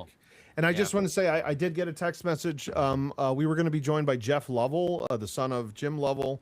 Unfortunately, he couldn't make it. They were at an event in Virginia for a test pilot event that they're holding for their father. So regards also, are sent from the Lovell family. Yeah, and I'm also texting with oh, actually, hold on 1 second. We might have a last second person who can join, which will be insane.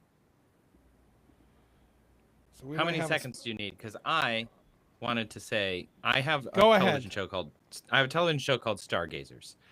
So in the interim, if you don't have a mission to look at the sky, you can look at the sky and see some stars. So I looked up what might be some good stars to look at this week while you're looking up at the sky. And I think the Super Spring Triangle would be a really good one. So we're getting to spring in the Northern Hemisphere, and to find the Super Spring Triangle, go out and look at the sky around 4 a.m., face northwest, which is to say north toward the North Star, the Big Dipper, and you use the Big Dipper to find Arcturus. So you take the handle of the Big Dipper, follow the arc to Arcturus, and that star is an orange star in Boötes the herdsman. Then you can follow a line and spike. They call it arc to Arcturus and spike on to Spica. We say this in the show often. Spica is in Virgo the Maiden. It's a bright blue star.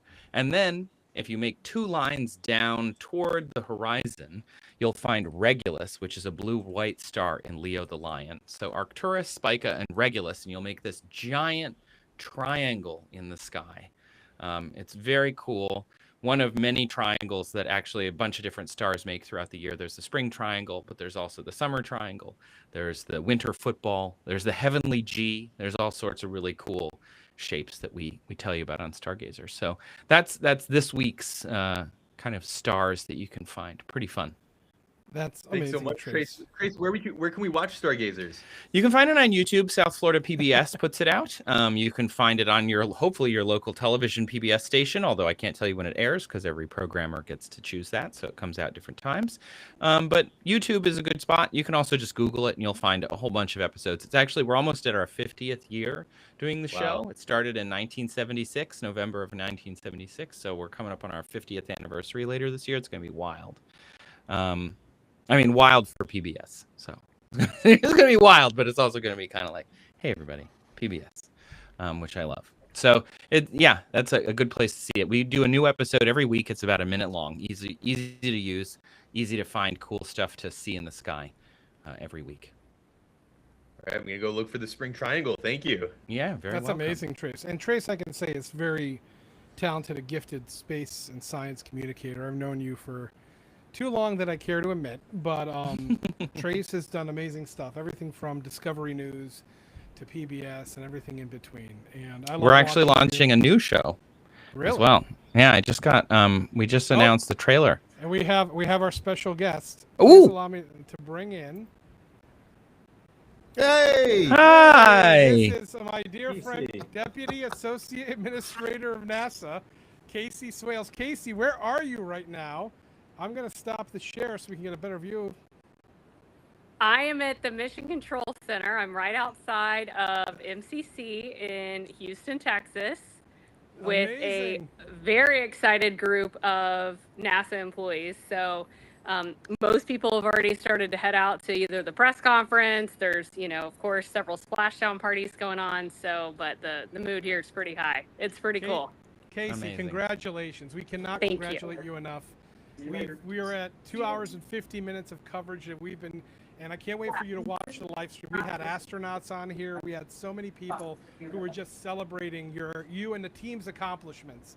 And we are emotional, we're excited, and we're just so proud proud of NASA, proud of you, proud of everyone. Thank you, guys. I couldn't be more proud. It was so emotional, watching Splashdown. It was emotional being on the floor with the team and Mission Control. This team just crushed it this week. I mean, crushed it and brought the whole world along with them. And that's what was so cool. I got to go say hi to the families and Mission Control and just, to see their reactions. It's just a really, really special week, not just for NASA, but just for the whole world. So the world needs more Neil Armstrong moments, and this is one of those for sure. Absolutely. Well, we want to thank you so much. The work and dedication that you and your teams have put together through so many years to make this happen, I think will carry forward through generations. So we're just so grateful for everything that you all do. Thank you. Thank you, Ari. We're so excited for the next mission, right? We're excited. Yeah. I mean, I can't believe it. The launch, I know you were there with me, at the launch, and I still have shivers from what we saw 10 days ago. And now what we just saw of them splashing down.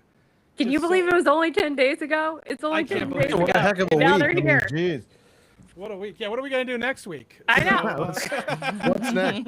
No, really, I'm a big West Wing fan and stuff, and I really think the line "What's next" is it's very poignant here because the permanent base on the moon, the stepping stone to Mars, all of this is something that 2 generations ago wished for, and we're seeing it now. I mean, we are very fortunate and blessed in a way to be living through this time and fulfill the promises of Chris Kraft and folks that came before us at NASA in science and education, and certainly from the fan standpoint, we're super excited about this. And I think the groundswell has been felt. People know that this is going on now.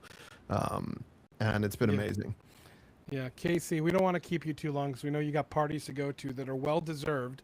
But celebrate on our behalf. I definitely will. There's a lot of celebration. Yeah, give the biggest hugs to those brave astronauts and send us photos to make us jealous. And I can't believe you took time to check in on our live stream and say hello. We are so fortunate to count you as a friend of the organization, but to know that we have people as talented and passionate as you, helping to lead NASA and make more successful missions like this possible. So thank you so much, Casey. Well, I love having you all as friends and for being huge advocates of, the space industry and the community that we get to be a part of. Because I'm probably a little biased, but I don't think there's a cooler industry out there. I think, and just days like today, this is like a once in a lifetime, kind of career moment, for sure for me. Because it's, I feel like I've spent my whole career kind of leading up to this moment. So it's pretty cool. And Max, I'm happy to let you know the hats did make it. So I saw. I saw. So I haven't seen them. Did you see them? We saw them all. The shot coming off the carrier. Yeah. No way. Oh yeah, they made it. Yeah. They were wearing them from the helicopter. Somebody brought them to them on the helicopters. So. Yes. Thank you. Thanks for making that happen. So as I have said, we are making history. You guys are making history. It is. I study pieces that are in the Smithsonian. You and the entire crew there, your stuff is going in the Smithsonian for everyone to see. This is America's achievement, but you guys all should be very, very proud of it. Yeah. Definitely. Well, you're gonna need to make another one of those hats because I'm gonna buy one from you. They're pretty cool. There you go. Absolutely. Yeah. They're pretty cool. But Casey, thank you so much. You are making history.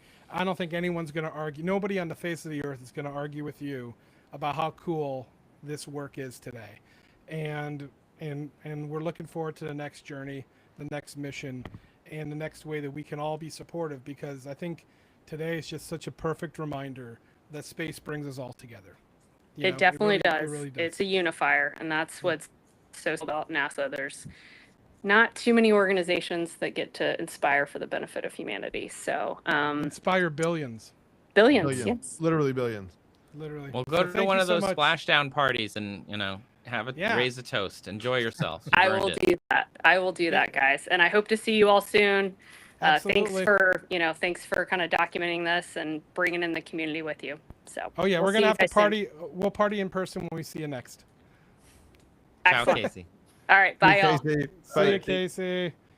All right, and thank you all for We joining. might all need those wheelchairs, by the way. That's I'll just right. borrow the wheelchairs from the John P. Murtha. I know, right? Yeah. But anyway, I know, and to my producers, I know we hung on a little later than we said we would, but I thought Casey texted me, and I'm like, oh, this will be worth waiting a couple of minutes. So, Absolutely. For sure. Super special, amazing night. Way to cap it off.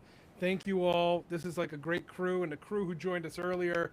And can't wait to run it back for the next Artemis mission. Space for Humanity. Go to spaceforhumanity.org. Follow us on our online social channels. See the fun adventures we're on, but also pay attention. Sign up for the e-newsletter. If you buy merchandise, become a donor, join our crew. There's so many ways to join the mission, and it's good, and it's just the best for me. I'm biased too. I think it's the best nonprofit in the universe, and so I'm so excited to help lead it as the executive director, and to have, and I know you all had a taste of it, to see some of the people who are part of our team, so part of our crew. So, thank you for watching. Have a great night, everyone, and we'll see you soon.